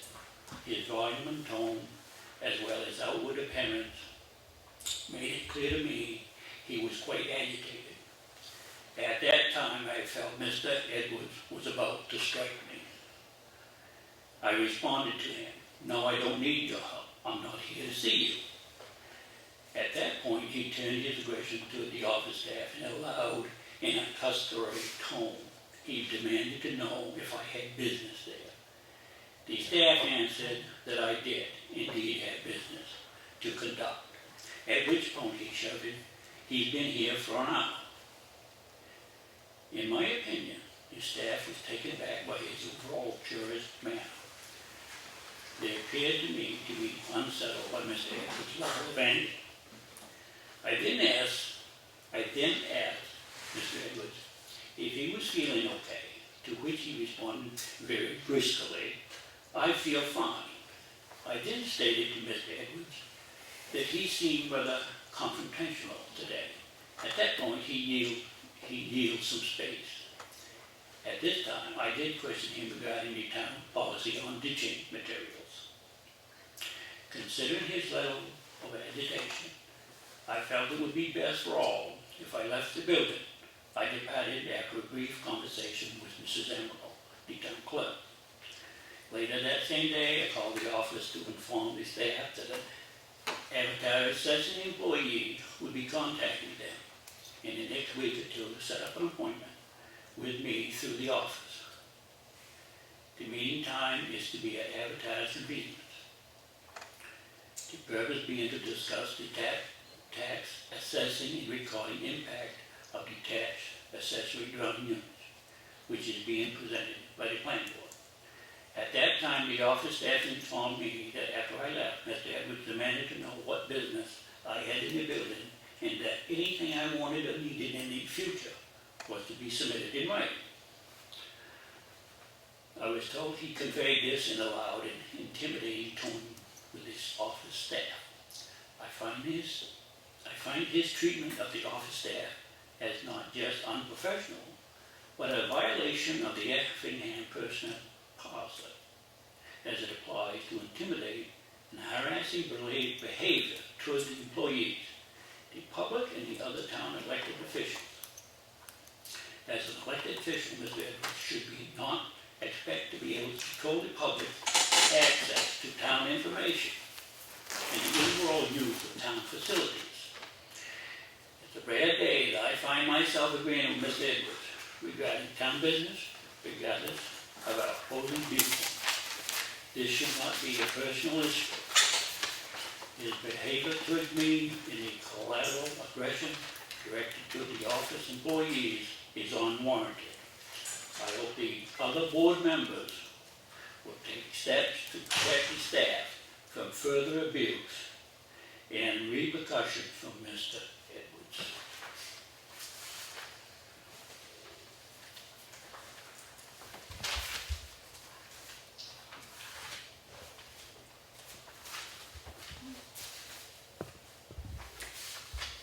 I'm not going to stoop. Okay. But here's brutality to answer that. All right.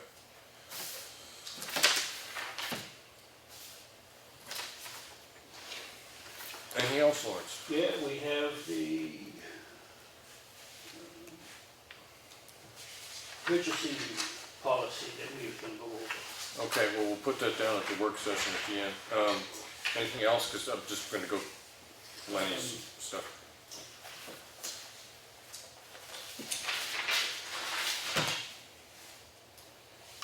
So Lenny, to alterate, that's, like, I did get in touch. I know you tried to call him, but I did get in touch with him, so that takes care of that. And the only other thing here is the subcommittee evaluate work needed in town hall and stuff like that. Has anybody been in touch? Yeah, we haven't got together on that yet. Okay, all right.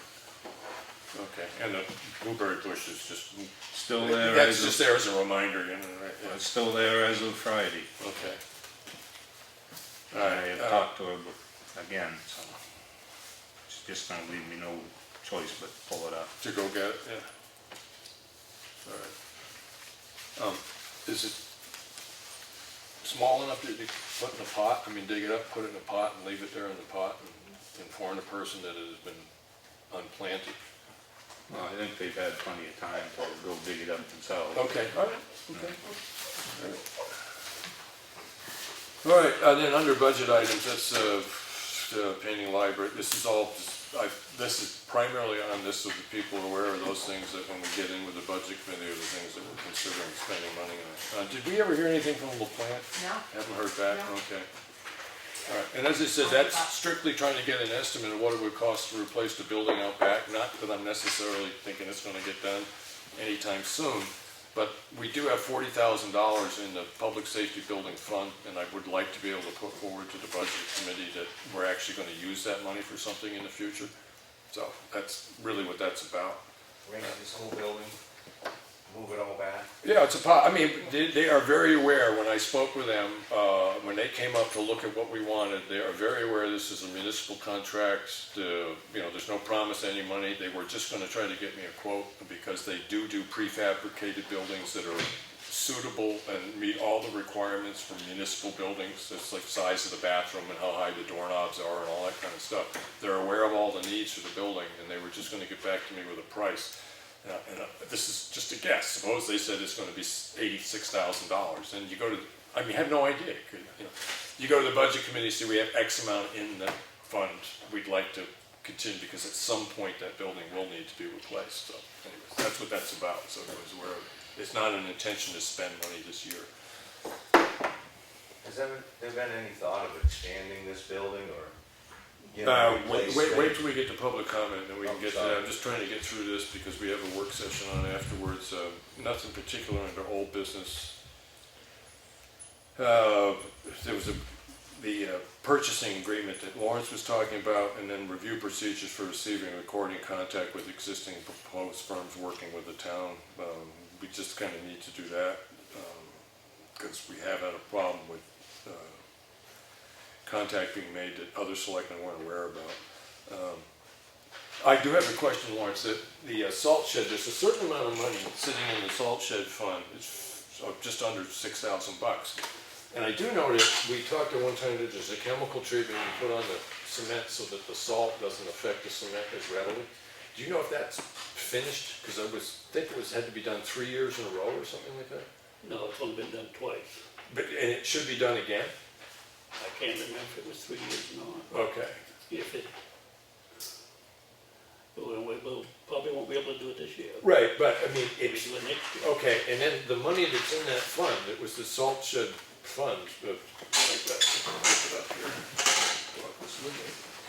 Yeah, 6,000 plenty for that. Yeah, it strikes me as that money that's in there could be used to do that, so, it's just a question of, I won't get to it this week, because I'm really out of town all week, but I will try to get that 2 weeks from now, is to find out whether we need to do it again and what the cost is, and we can just start planning on doing it in the spring. That's it, definitely, if it needs to be done again, we should make sure it is done. All right, now we're back to public comment. And I will ask, just because of the late hours, if you can, keep it moderately brief. I will keep it moderately brief because I will start by saying that I did not realize that follow-up dogs on Townhouse Road was on your agenda tonight. Yep. I was literally here because I had a very disturbing police encounter very early on Saturday morning, just after dawn. Okay. I have a couple of very specific questions regarding your very brief comments on the follow-up on dogs on Townhouse Road. On or about what date did you ask the police, or did you engage your police powers as the Board of Selectmen to inquire about the dogs? What happened is there was a citizen, a resident of town that came in and made a complaint about dog noises, and he had his... On which date? The last meeting, whatever last, till the 4th. So at that meeting, that was brought up, and because when you get complaints, there was no specific name of anybody made at that meeting, but when we get complaints, we respond. So I spoke to the police chief and said we had these complaints that were issued by the town, and he followed up, I suppose. Did the police chief inform you that on the 12th of September, he was at my house with a complaint that he personally lodged with the Child Protective Services about me and my aforementioned young girls? That has nothing to do with dogs. it. Well, no, please, No. did he mention that to you? No. Okay. Did he mention that less than 4 days later, on the 15th of September, based on other things, that Officer Sergeant Sacco Tony was at my property with the state No. vet assistant? I can maybe clear up your questions. No discussion was made about anything that had... Okay, because I want to make sure that you gentlemen understand that the RSAs that I put over there, this was done independently prior to this complaint on the 4th, and the complaint on the 4th was because the results of the visit in the Department of Agriculture, the animal blah blah blah state vets department, whenever you get a complaint about vicious animals, dangerous animals, neglected animals, the process is for the constabulary, or those who hold the police power, or those by and through whom they are delegated, in this case the chief of police and his officers, contact the Department of Agriculture, and they get a trained veterinarian out to assess the situation. I know this because the same thing happened to me in February regarding my 36-year-old rescue horse. As I said, we've had Wait, no follow-up from the police chief. Okay, and this is why, this is what I'm explaining to you, because this is a follow-up to my earlier comment. So, almost 2 weeks before your October 4th complaint, this was cleared by the Department of Agriculture as an agricultural operation with guardian dogs doing their job. Okay. Okay? And I'm telling you right now that I am being harassed because they cannot cite me for these dogs. They know that, or I would have been cited on the barking ordinance on or about the 15th of September. And I want you to know this because, I mean, there's a thing called the U.S. Constitution. You can't enter my property on something that you know has been adjudicated, make up stuff, and look around for something else to charge me with. All right, so what you're stipulating now is represented in the paperwork you've given us, and we have a promise to look it over. And we will.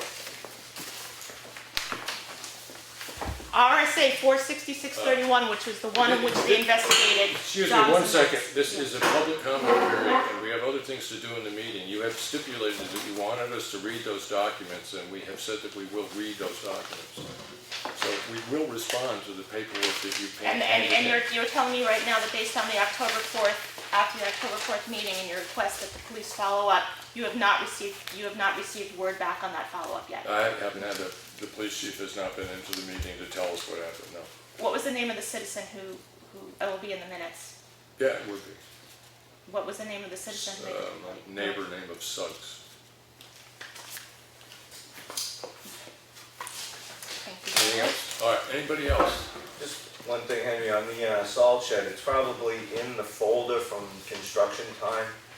I think the treatment that was put on, the manufacturer says it's good for maybe 10 years. It should be in the notes. I definitely wouldn't go 10 years, on that, but I think it was done twice now, if I'm not mistaken, Ron. So it was done initially and once after. Okay. So, if we did it every 3 to 5 years, it probably. So the recommendation on frequency, the initial application and then the frequency of reapplication, you think is in the folder on the... Yeah, it should have the manufacturer's suggestion, but, again, I'd probably be comfortable doing it more often than that. Yeah, well, my primary concern now is if it needs to be done 3, we've done it twice, we want to get another coat on there as soon as possible. Because I've seen what salt does. Oh, yeah, more protection's not gonna hurt. Okay. I know we're in public comment, but I wanted to thank you for that. There was a significant amount of information about solar energy being presented by the Lakes Region Planning Commission. I'd be happy to talk about it at another meeting. But, I mean, it was kind of interesting. It looks like they are trying to get people to use more of it, but that's a planning desire, yeah, not a municipal desire, right? Yeah, okay. Is there anything other that should be brought up now that was brought up at that meeting? No, we can have, there are other things that can be discussed about that meeting, but nothing that's urgent. Okay. When we have the discussion, we can Okay, do that. all right. Anybody else with public comment? Okay, so we do have a work session and we're gonna go over, what was it? We wanted to go over the procurement policy and we wanted to look over the road budget because, right, okay.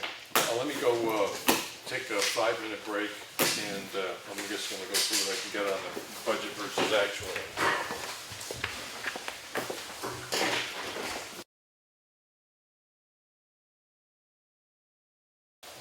That's the numbers on the road. So do you want to do the procurement thing? Yeah, I just got it from Claudia, but you want to just get the, I mean, as far as the procurement thing goes, I think, I don't know if I have a copy of it in my phone or not.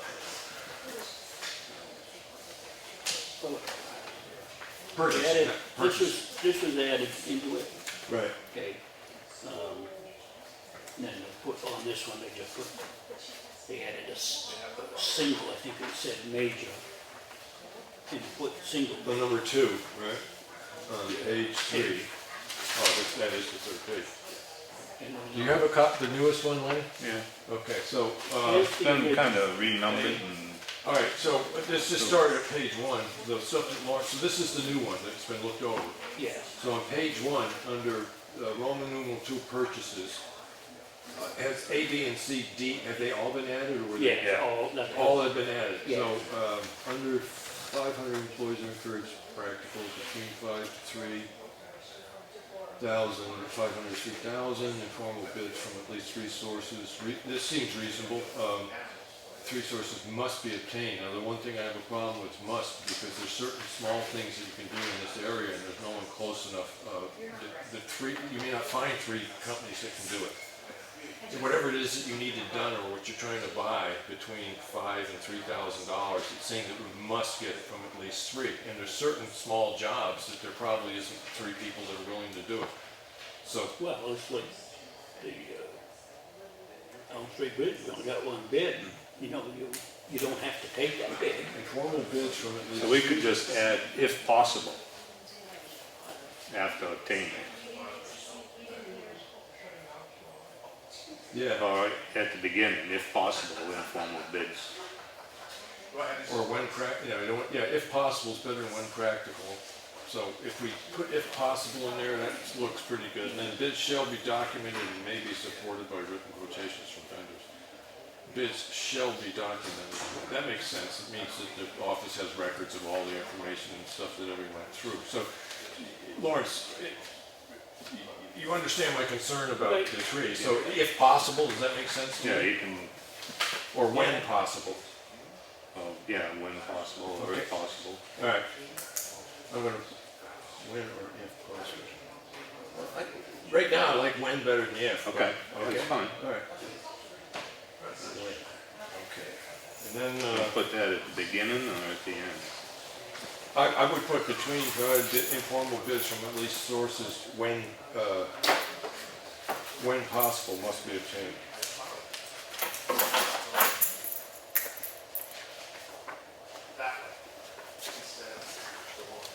Yeah. Or if you put it the other way, when possible, yeah, put it at the beginning when, that makes more sense, you're right. Okay. Now page 2, nothing changed. Right, this is it, right? Well, we've changed down the bid process number 4, we've changed that to Department Head Board of Selectmen anyway. The other thing was, is Oh, I'm going off of what Lawrence has got. This edition was added by, and where did you get this from the office? I'm trying to figure out where we got the information to add this. no, that comes from Melissa. So she's the one done this whole thing anyway. All right, okay. But she was saying that, talking about the procurement part of the language, move away from with bid. She's saying that that's what's in the town warrant with bid. It wasn't a proposal, a proposal. An RFP, right. It was a bid. So in somewhere there, it said something about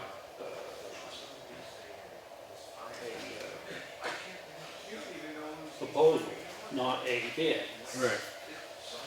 So in the, Well, we could take that and put bids and/or proposals shall be documented and may be supported. So anytime you use bid in this, because some of this stuff, say, $4,000 or something, or say $3,100, do we necessarily want to go through the bid process? Right. But we're looking for proposals, because it's stipulating that anything over $500, we have to go through a bid process, which strikes me as onerous. I mean, it's a little strict. We all complain about how slow the process is, and if we want to spend $3,100, we have to go through the bid process. When what we really want is a proposal from somebody. no, it didn't say that. It says bids shall be documented and may be supported, right? Informal bids from at least 3 sources, right? And that's based upon the figure of $3,000 or $2,999.99. So $3,000. Well, we could add the when possible there too. Well, it's not so much, bids are always, you can always ask for bids, you can always require bids, but what we want to try to do is to sit back there and streamline some of this stuff, but control how the money gets allocated and spent by the selectmen, so that if the public has a question about it, there's documentation that you went through put in reasonable amount of effort to make sure you got the best price. Right, we currently have a thing where we've spent $15,000, it must go out to bid. I'm a little leery about seeing bid at $3,000. Right? I mean, I'm looking at expenditures between $500 and $3,000, right? Must be, proposals must be obtained and documented and may be supported by written quotations from vendors. I just get rid of bids in that particular one and call it a proposal. So we go out and say we're fixing the library roof, because it's something we already did. We call up this steeplejack, and we call up that guy, and we call up this roofer, right? So give us an idea what it would cost to do that. Give me a proposal, what you charge to do that. And that's kind of what we did. And then we went with steeplejacks, because I think they were the only one to do it, right? But if we adopt this the way it's written right now, we'd have to put that out to bid. No, so the only thing we got to put out to bid is over 15. No, this document stipulates. Yes, I know, but I'm saying. We want to get rid of that, is what I'm saying. Yeah. Right? So, Don't call it bid, just call it, Proposal. no, use the word proposal, or just put it down as a. Quote. Quote, yes, that's the word. Quotes from at least 3 sources must be obtained. Quotes shall be documented and may be supported by written quotations from the vendors. That makes sense. sound good to you? quote with a bid. Okay, We don't so put informal no forbid, quotes. just like we'd be writing RFPs every day of the week. Right, exactly. So informal quotes, we get rid of the word bids in the second sentence, and then we get rid of it in the first sentence, and we get rid of it in the second one. So both words bids are gonna get changed to quotes. Good, okay. Then we have between 3 to 14,000 informal written bids from at least 3 sources must be obtained, fax, email quotations are acceptable. All right, so now we've got, Put quotes in there. So take the word bid out and quote again, because if you don't, we're gonna be. right, yeah, no, if you- Forever writing RFPs. yeah, and doing something like fixing a 6-foot square roof would take a year and a half, right, yeah, okay. So informal written quotes from at least 3 sources must be obtained, right? So it's essentially the same thing as B, really. I mean, it starts at $3,000 instead of ending at. So we don't need the when possible either, then. Right. If we go with quotes, we don't need the when possible. All right, so, Well, yes, yeah, you're you right. could still leave when possible, because. Yeah, I guess we could, yeah. Get one. Yes, Yeah. and that was the reason, thank you for Yeah. that. That was the reason for that, is there was only one guy to ask. Right. And other than somebody from Salem, and, you know, Right. okay. All right, and then, so then we go down to D, over 15,000, a formal sealed bid is, and that's the way it should be, right? Well, now that says a sealed bid. If you do a sealed bid, you have to take the lowest price. All right, so you go sealed bid or. But in that, the article says bid. So do we need to leave that bid in there? Well, Can we, and that's one of the things I do know that, or do we need to change that well, at town meeting? one of the things I've been thinking about is trying to get the lawyer to come up and talk to us about the difference between bids and proposals, and what it protects, and, you know, what it slows down, and what it guarantees, and all that, but I'm a little leery about doing that this year because of the budget line for the lawyers. I'm pretty sure it's probably damn close to tapped out. So, if you're looking at D, the formal sealed bid or proposals, or is used for major, or a request RFP, right? So the formal, I don't know why we have the article, formal sealed bids or RFPs because, are used for major purchases. The, one article says bid, it doesn't say proposal. Right. It says bid. So until we change that one article, Right. we can't change that there. Well, what it's saying is that any bids over $15,000, right? It doesn't say that anything over $15,000 shall be a bid. It simply says that if you put something out to bid that costs over $15,000. It doesn't say that if you're spending $16,000 that you have to put it out to bid, does it? Yeah, anything over 15 means. Has to be a bid, okay. anything Well, no, over that's- that. All right, So, the formal seal bid, all right, so as it stands, this is in alignment with the rules that have been set up by the town for its own behavior. So yes, in that that's sense, what's in the okay, warrant article. so in that sense, leave this alone because it just ties in with that. Okay, all right. Okay, so then under the rest of number 1, nothing changed in that from when we went over this the last time. So 1 through 4C, as far as everybody's concerned, are you happy with it? On number 4, you get the department head / board of selectmen is responsible for establishing. Yeah, suppose the fire department is Yeah. putting out a, Yeah. you know, bid for a fire Okay. truck, Yeah, right? because we changed that last Yeah, week. okay, so now we go to page 2. There was nothing on that. 2 is nothing on it. And, Okay. 3 only had to put single in instead of major. Put single plus left the major in. Okay, so that's under blanket purchase number 2, if a proposed purchase is not a major purchase, but is anticipated, yeah, okay. Now, I'm just trying to think of why the single would have been there in the first place. No, they added single. Oh, added single, Yeah. okay, yeah, no, I agree with that, yeah, okay, okay. And then on the page 4, Well, Yeah. down there, they got quotes by fax or email, I don't see- telephone, fax, I or don't see email. 4 here, is it? Probably under The the second section There you go. of 3. Where it says, however, in emergencies, attempt shall be made to get at least I'm sorry, Lenny, I'm like, 3 quotes from telephone, fax, or email. what are we under, Lenny? Exceptions to bid process. Okay. 3, paragraph 2. We're on page 4? Three. That's what I was forgetting.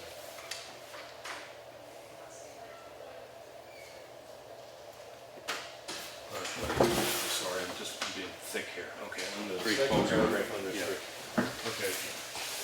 Emergency expenditures may include immediate repair of maintenance of town property goods, but only if it's all danger persons or property, kind of like a culvert. However, emergencies in the town shall be made to get at least 3 quotes affecting. All right. So you don't have any problem with the way it's written? So we added fax or email. Right. Yeah. Okay, all right. Anything else on 3? And just, I think that's a typo Oh, well, on it. down the last line? Yeah, and Yeah. approved. Yeah, and approved, yeah. Excuse me, Mr. Chairman. Yes. This is the procurement policy that you're working on? Yep. The town administrator wanted to let you know that it's in the hands of the town's attorney Okay. on some of the legal. All right, we have a couple little changes in Okay. this, and I'll make sure that Claudia gets a copy so she can forward them to the That's a attorney. good idea. Okay, now they added this. Added 9 Yeah, specifically. the other one didn't, because they added 9 to it. And then added this.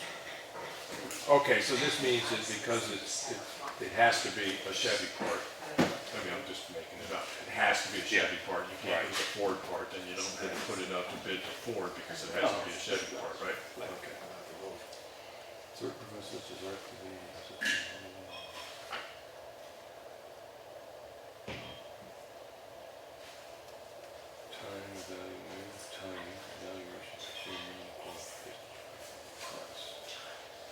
So as far as this goes, we did. I'm just trying to understand why you have it yellowed out. So this was all added. This is all added, number 4, okay. Certain professional services.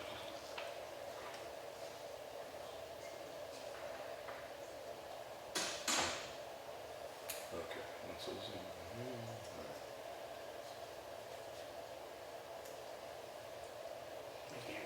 So we got this again, it's the town shall solicit proposals from at least 3 vendors providing a professional service. Selection should be made, right? Again, that's when possible.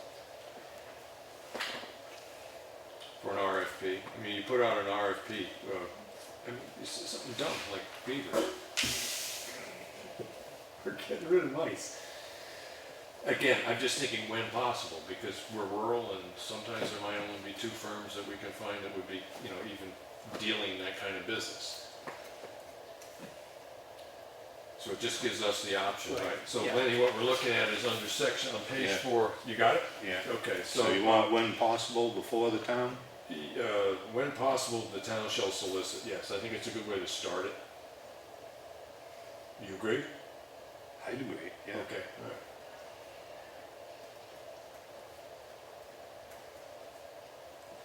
Okay. Then the town shall solicit proposals from at least 3 vendors, that's what, we already did that one. Proposal review, interviews, individual and reference checking, including witness. Selection should be made either at the following. Okay. And then under the rest of 4, change orders, we left that alone, pretty much, right? Right. Okay, so that's 4. And then 5 is town to ensure that bids are awarded to vendors offering their products or services at the best overall value to the town. Okay, this is a very tricky phrase, best overall value, because you get back into that best interest of the town and stuff like that. And what this does, town to ensure that bids are awarded to vendors offering their products or services at the best value to the town, does not always necessarily mean the best price. Sometimes the value is the fact is, you've worked with this person for many years, they've done great work for you, stuff like that. I mean, yeah, right. So, I mean, in one sense, it gives you a little bit of wiggle room to allow common sense to come in. Not much, but a little. All right. All right, so I'll make sure Claudia gets a copy of those. But as far as I can see, unless the attorney has some significant changes, we just adopt this next week as the changes have been made. All right. So now, we're to the budget committee.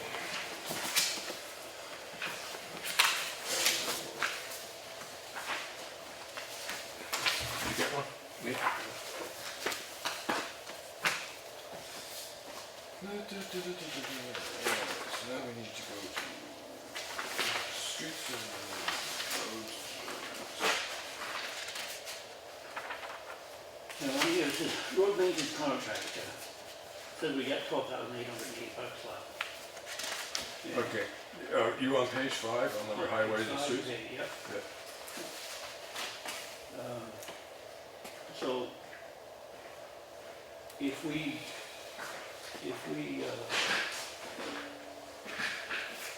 hold off on the grading, Well, we look like we can make that. all right, and you mean hold off, is grade those portions that need it, as opposed to just grading the whole town? The one that I say that Makes sense to me. actually should be done is Hunter's Rock Road. Okay. I know granite's rough in places, but So in the sense of having them come up and do a whole road, and then, what do you think the possibility, before frost, which would be what, 3.5 to 4 or 5 weeks maybe? I mean, you never know, but it won't be any, is we could evaluate, go out, I mean, because I've been driving the roads, that I had on my list. And like I said, just a portion of it. And if I had to drive over it every day, my opinion would be that the roads stink in Effingham, because every morning when I go to work, I spill my coffee. Right. But there is a good chance that we might have to do some more, but as opposed to just a blanket grading, is to go out and grade those sections that are possible. Because we gotta be pretty careful about this 12, we only have 12 left. And I think it costs something like, to grade the whole town is more than that. I can't remember what the figure is right now. I got it in a briefcase, but I'm thinking that it's around, oh God, someplace close to almost like $20,000, but 12 maybe. No. 12, 14, you think? now there was somebody brought it up that we was over on the road maintenance. Right. Well, one of the things that happened in there is, and I talked with Claudia about this, is that some of the charges that we took on Molly Philbrook Road for the, remediation, when we talked to the budget committee and everything, is that we inflated one aspect of it, and it was specifically earmarked because we had to do that work on Molly Philbrook Road. When that money was taken out of it was put in as an expense under general maintenance, and when that was taken out, that's how we got to the figures that we're at right now. Right. That's why we actually are showing that we have some money left. If you took the money that we spent on Molly Philbrook, it would eat up that money that we have left. Right. But because that money was specifically earmarked for that, it was put in a different fund in there, and it did not necessarily have to come out of what you consider road reconstruction or road maintenance.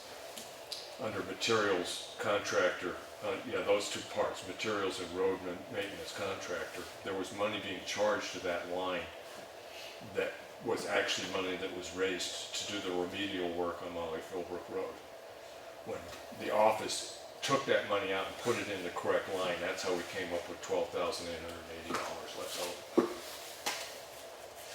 So when somebody did look at this, and they did express a concern at the meeting that we were over the budget, and the reason is that when they looked at the numbers, and to Claudia, because I brought it up when I was in last Wednesday with Claudia, I said, listen, I know that we did that.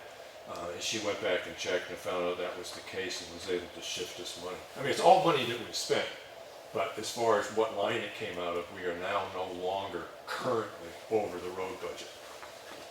But little things like Bob was talking about tonight, that little thing that needs to be fixed there, if when we get done with the road grading and there's a little bit left over, if that's gonna take care of that problem that Bob talked about, let's get it fixed before spring shows up. But, we may not have the money, but we might. Do you know what we spent on Philbrook Road in the last 2 years? I haven't got that figure from Bob yet. I've asked him for it. I'll bump him again.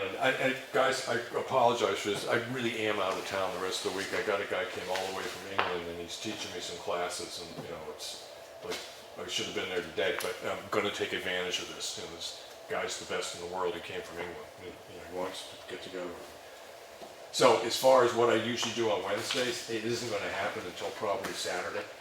But I will come in and follow up on this stuff and do what I can, and then move stuff along and get you all the little notes and stuff like I sent you last time. But it just isn't going to happen on Wednesday. So actually we look okay. Congratulations. I mean, I think if we decided that we went through, because we had made a decision last year, Lawrence, to essentially try to do 3 road gradings a year. We may not get all the roads graded in the fall, but we will double check and make sure we got those things. It's like this, I went down the street the other day, that doesn't need it. Doesn't need it, yeah, right, yeah. Or maybe by the end of, well, middle of November, Right. it might need it. Yeah, just before But right frost now, sets it's in, yeah. fine. Yeah, the last time that it would be feasible to actually grade roads, we should have checked it a week before and see what we want to send them out to do. It isn't that I want to zero out the account, but if there's, if there's like, say, $6,000-7,000 left after what grading that we do, if there's a reason to, I don't know, fix a culvert here. I mean, Lenny had mentioned one on what was it, up where Dick Thompson lives, Moody Road. I've noticed a couple places that could use some work and stuff like that, but they're expensive jobs. It's generally ditching that I'm looking at. I can't believe how much it costs to dig a ditch beside a road. All right. So I'm happy with what I'm seeing here. And I don't know that as far as the Granite Road one, how did that one come into the budget with what we spent on Granite Road? Because we raised 14 grand for it, right? 50. 15? Yeah. Road reconstruction, cutting the dash, it's over like. About 1,200, right. When I figured it up, we had a little bit left over. Now, I don't know where they come up with their figure. Right, okay. All right. Well, if you look at that, as far as the overage on that, so then you'd want to take the 12.8. Some of that could have been Philbrook Road. Right, what I'm thinking right now is that we're looking at $12,880, but we have an overage on road construction of $12,880, of $1,251. So if we subtract those two figures, that's how much money we actually have to work with, so. 12880 less 1251. Because you could classify Molly Philbrook as reconstruction. Yeah, so what I would look at is the road maintenance contractor budget that we have left is actually $11,639. That's taking consideration of the overage on road reconstruction. This isn't a very good report anyway. This doesn't tell you how much was spent on gravel, how On much what? was spent on stone, or it doesn't tell you anything. All it gives you Right, is well, a figure number. one of the things when we go over, when we start preparing the road budget. Well, it's just materials, they have materials there. Right, but specifically where they got spent and stuff like that, when we go over the road budget and what we want to propose to the selectmen, to the budget committee for roads, that's when we need to spend, it's probably a good hour and a half some night, and it might not be a Tuesday night, to sit down and really pour over it and see if there's anything we can shave off. Granted, we've run, so we're gonna run within 3-4% of zero on this. But as we all know, there's certain things that we would have liked to have seen done. There's improved ditching here and stuff like that, some shoulder work in other places to protect our pavement. Overall, as I've driven around those sections of road I'm looking at and the prices I'm seeing when I see what it costs to fix stuff is, in my opinion, there's a good $15,000-20,000 worth of shoulder work that we should do in this town. Just dealing with shoulders and ditches, and I would like to put that forward to the budget committee. They can say no, and the town can vote it down, but I look at my responsibility as a selectman is to put forward what I think is needed, or what the board thinks is needed. Come to a decision on that. But I'll figure next week after the meeting to sit back there and I'll talk with the budget and see when they're gonna wanna set us up. I did talk with Paul Bartowitz and asked him that when it comes to the selectmen's budget, is to look at it as 2 nights, one for the budget and one for roads, general operating budget, and one for roads, 2 separate nights. Cause I have a feeling they're gonna be very picky with us as far as bridges and roads go. They're gonna wanna spend a lot of time on that, so,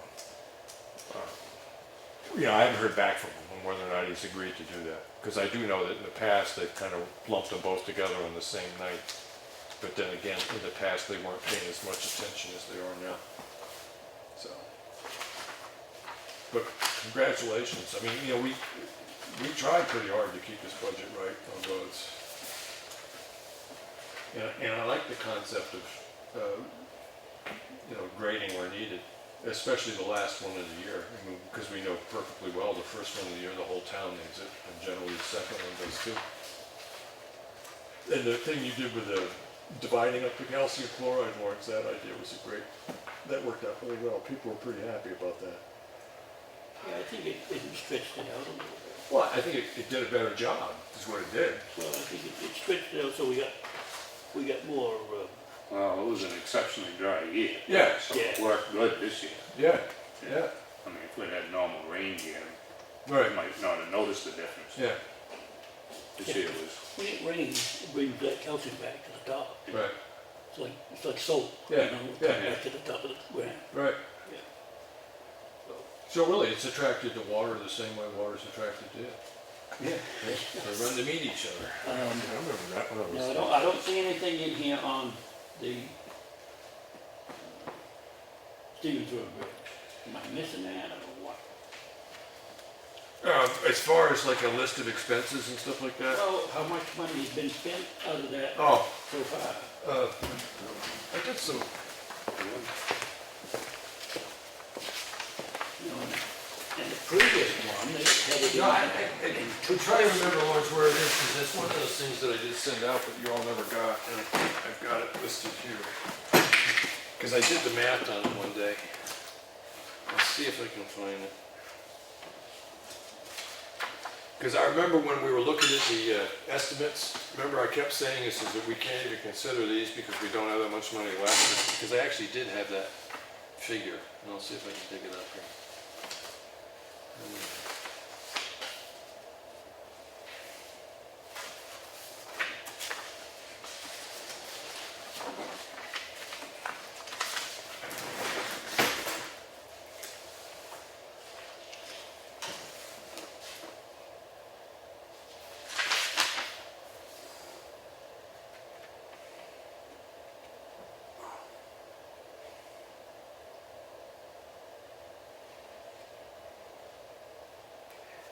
On here, it says on September 12th, 38,800. That we spent Yeah. out of 210. Yeah, well, we haven't spent anywhere near that. well, this says. Well, it's- part of that would be, part of that is 33. probably the rest of the money that we owe to Roy. Lawrence, bottom, page 7, right there, Stevens Road Bridge. 33,000. And part of that is the amount of money that we're gonna owe to meet you. So it's earmarked, in other words, we haven't cut the check, but we've agreed to spend the money. Oh, I thought we sent the check. Well, we've spent the deposit, sent in a deposit, but the Yeah. remainder, Yeah, right? So part of that so the 33,000, deposit's in there. so the whole thing is in there, the whole cost of it. That $33,000 of money already expended represents the money that we physically written to other people and the money that we either have paid or owe to Michi for the delivery of that culvert. Oh, no. So you take 33,000 from 210, and that's how much money we have to actually install that culvert. 176,000. No, Yeah. I don't agree, Okay, because I mean, the culvert was 44, yeah, and we, and so we've only spent 33, so how can that be? all right, good point. So that's probably the Yeah. deposits in that 33, but Right. Okay. the remainder. Oh, that's what it was, I remember now, when I was writing that stuff up and I was putting down the available money we have for that, it was also the remainder, I took out from the remaining money what it was gonna cost for that culvert. I'm just, someplace I know I did this, and I just can't find it anymore. Well, let's try this.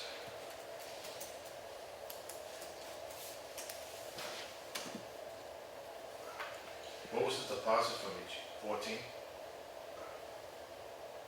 Something like that. I think it was like 14. Yeah. Yeah, I keep wanting to say 13.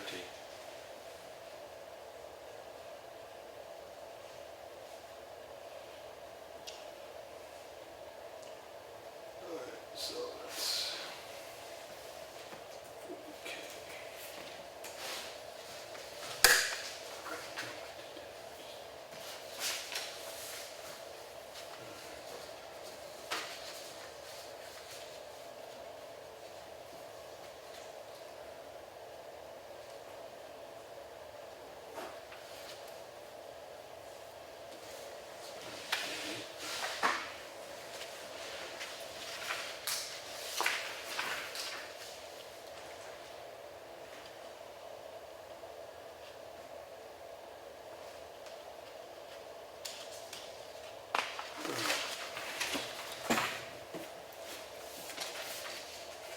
All right, so I'll go back with the office, and like I said, I've got Monday next week, I can come into the office and I'll run through and I'll put together what we spent, what we owe, and how much we started with, and I'll come up with that figure, or find out where I already did it, because I know I did this, I just can't find it.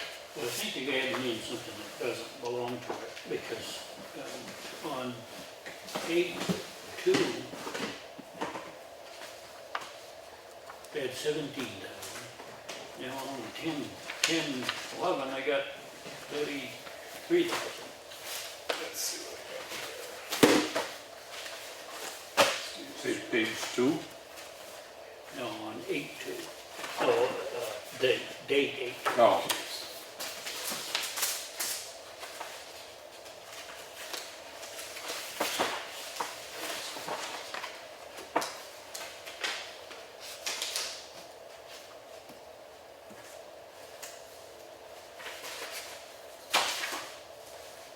Because we had a contract with Stony Bridge for just under $15,000. So the only thing we've added was we went down and done the soil test, which So- was $1,500. Yeah. Plus Bob's, whatever he charged to dig the test pits. And the deposit. And the deposit, yeah. That's probably right, It's 32. probably right, 33. All right, what I have listed here is what we specifically underneath the Michi Corporation's thing here is that they've got $17,250, and I think that was the deposit. No, No? No, the deposit was, that was just for the, I have it with me now, it was, this Oh, stuff. just for that one thing, okay. Well, I know it's in there somewhere. Yeah, I didn't bring that folder tonight. But I think it was 13 something. Okay.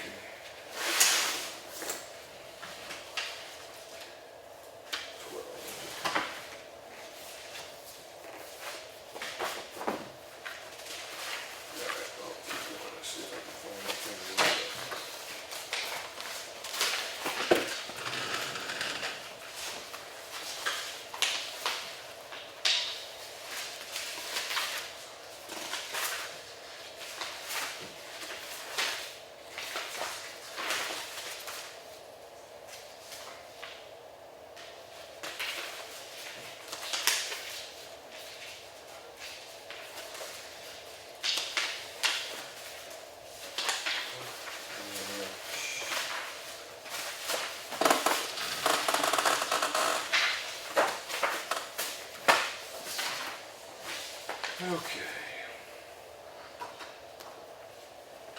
If we put a third down on it, it'd be about 13.4. Yeah, okay. I think that's what it was. Oh, take that home and watch it. It's a pretty good presentation on paving things and processes and stuff like that. I went to this guy's lecture a year or so ago, but you just pop that in the DVD player. How long is it? I have a tendency to fall asleep. If I remember correctly, we went to the meeting, we got to the meeting at 9, we gapped for about an hour, and we were done with that by the time they had lunch. Now, the nice part of it was, is they went to the Mountain Curl, whatever it is, the old Chat and Chew up there, and they bought lunch for 14 people, and there were 5 of us that showed up. So, boy, we had a big lunch. Yeah, they got good food there too. Yeah. So it was a good day, but take a look at that. And then, you know, try to remember to bring it back, Lenny, because I rewatched it, like about 7-8 months ago, so it's not terribly long. So Michi was 13.4, the soil test was about 1,500, what was the other one, Lars? Stony Ridge. oh, Stony Ridge was 15,000.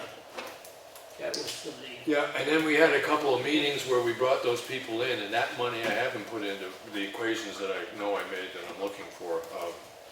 When they came up and they went over the bid proposals and stuff like that, what we were putting forward. Maybe it's there.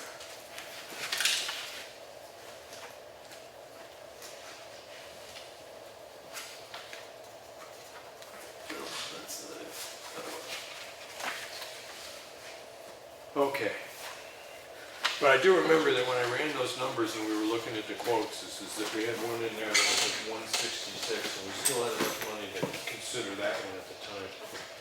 So, I will make these notes.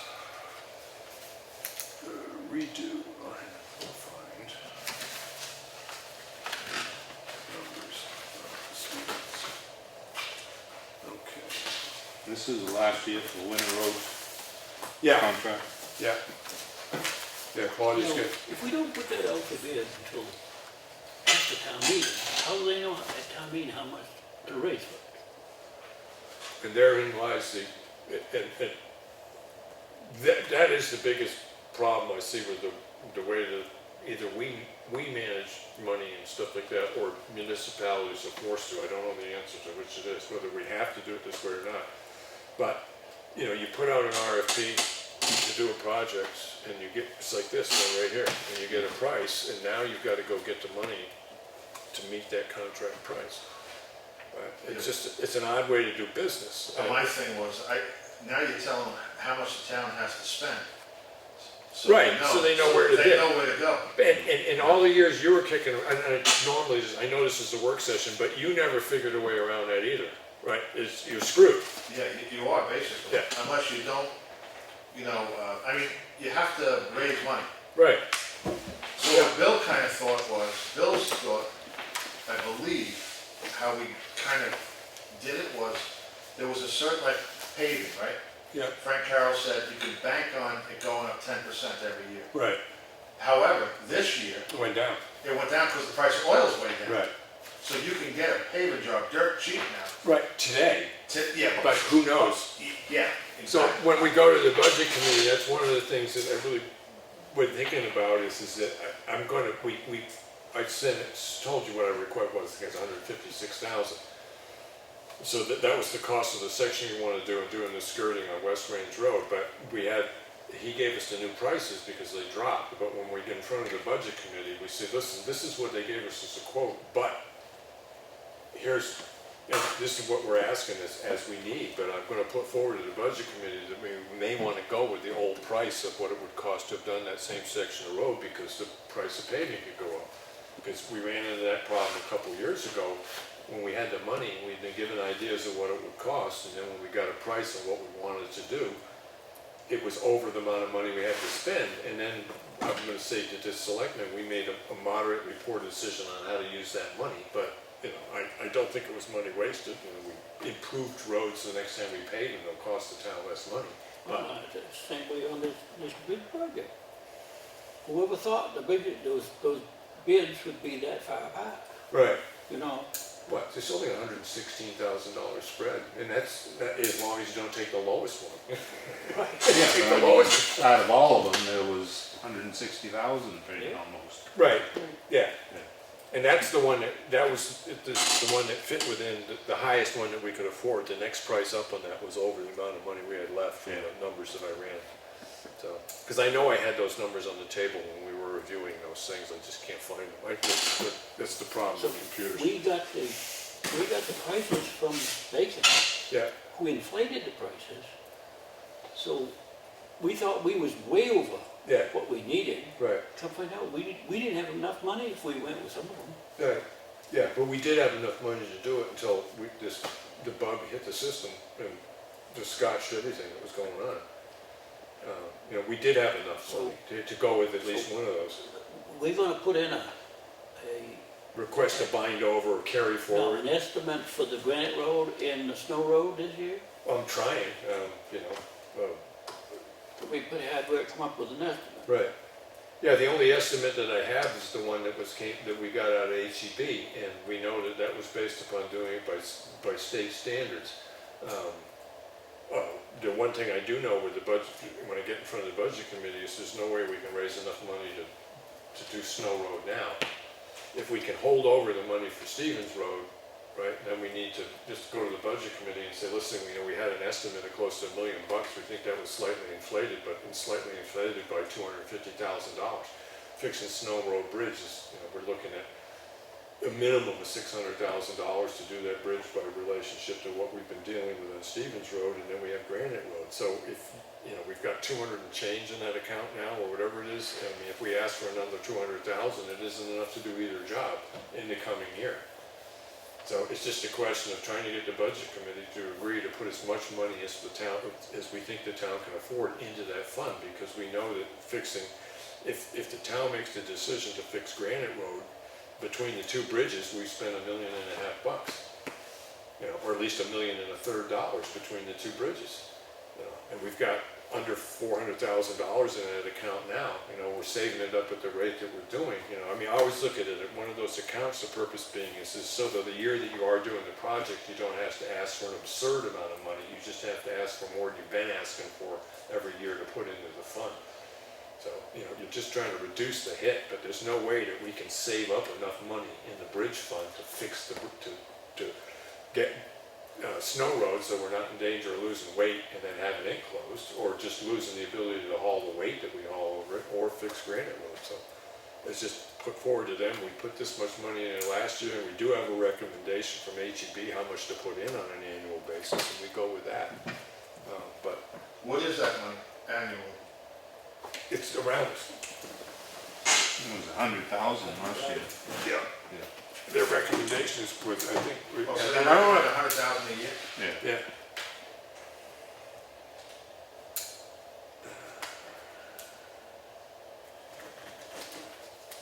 That's for $1 million bridge. There it was. This is recommendations.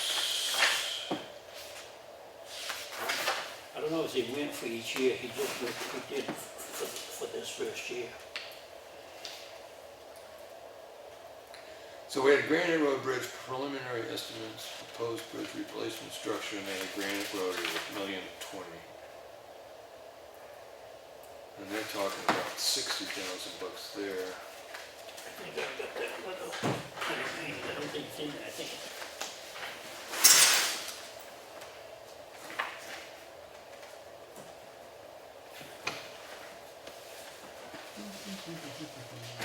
It wasn't in this one, it was in something else? I think it was a letter that come with it, Right. wasn't in the booklet. I gotta put that back in here now, where I put it.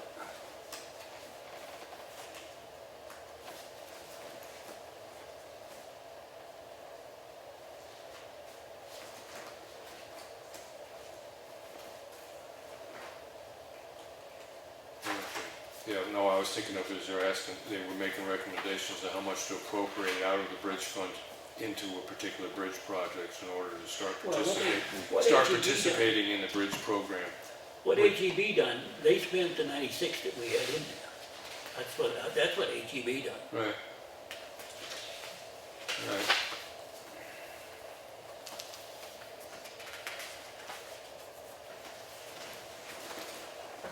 Yeah, it's not in this particular piece. Yeah, I didn't bring that forward. Sorry. No way to understand. Well, that's the way it goes.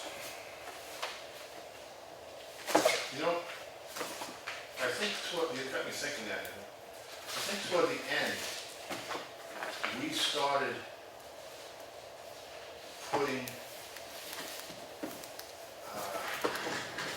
we were starting to put the plowing and winter and summer roads out to bid before town meeting.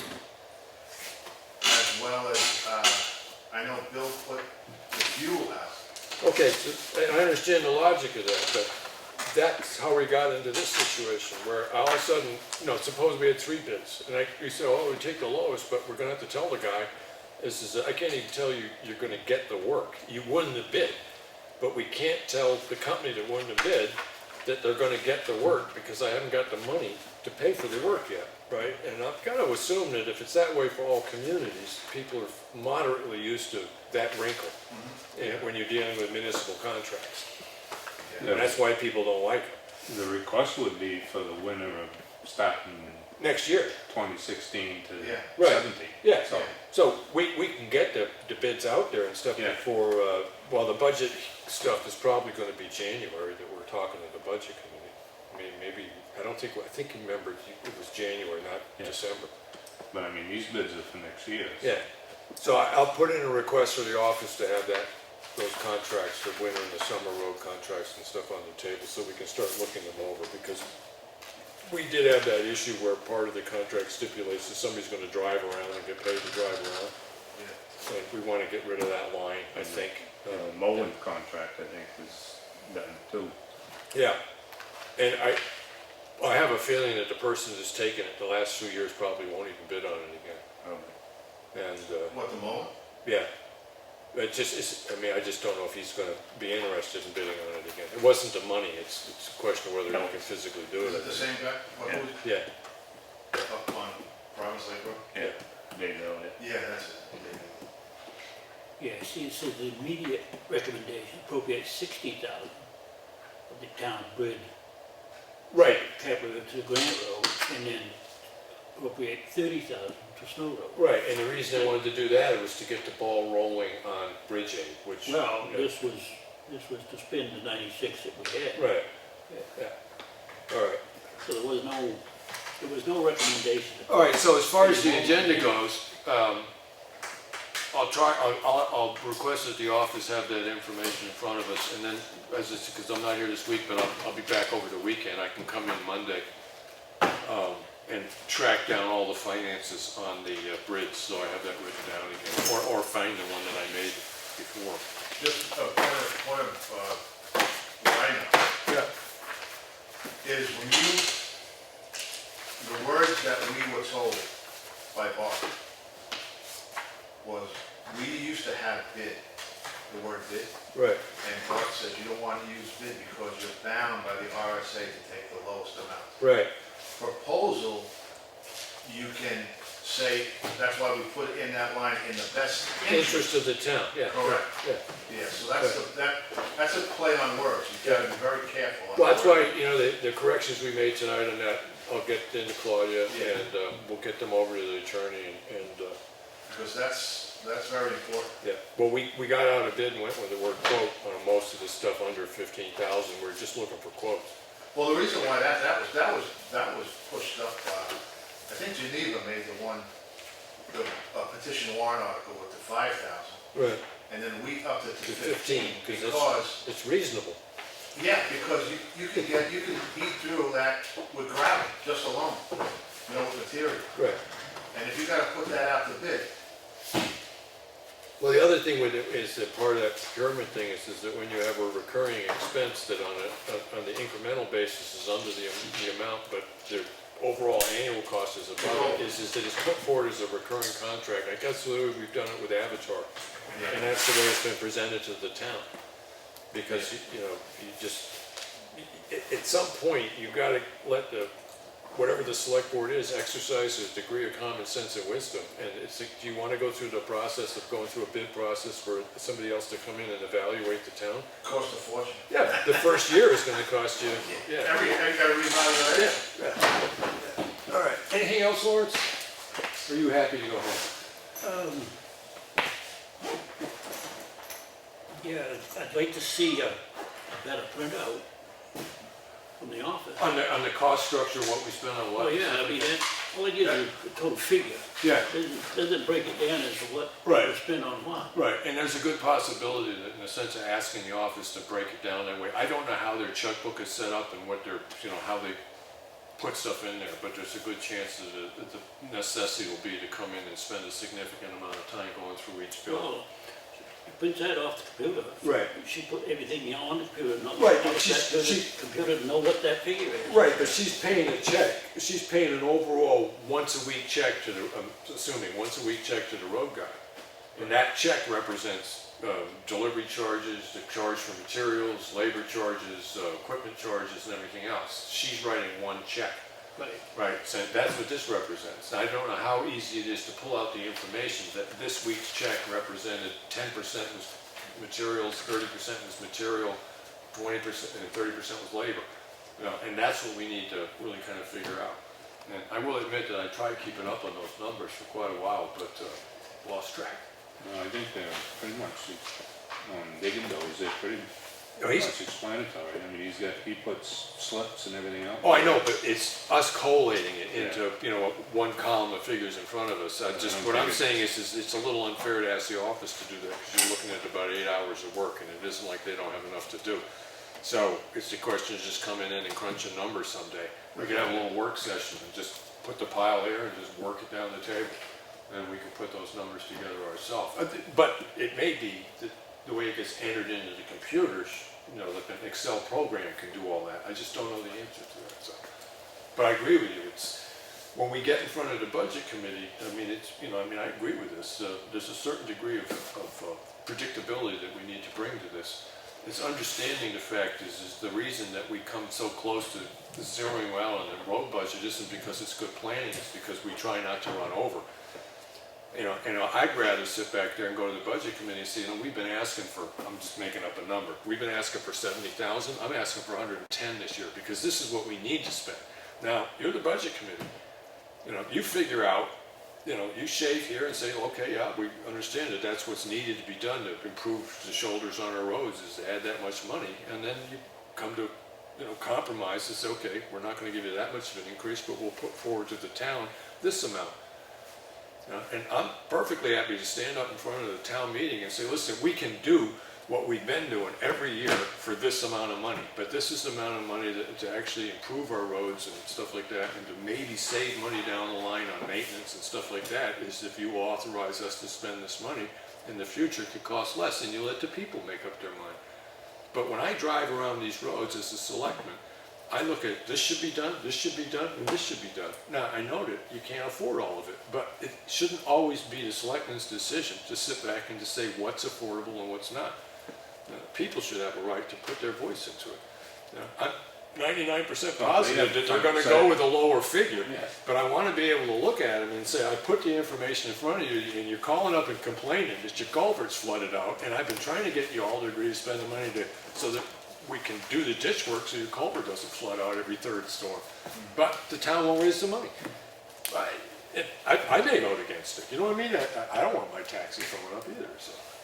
But I do look at it as our responsibility to put forward those theories and, you know, those projected expenses. If we're gonna ask for a certain amount of money, we gotta be able to tell them what we want. And therein is what I'm saying, is somebody have a little work session, you know, get all the digging dozers receipts and start breaking them down. You know, this was materials, this was labor, this was equipment, this was haulage.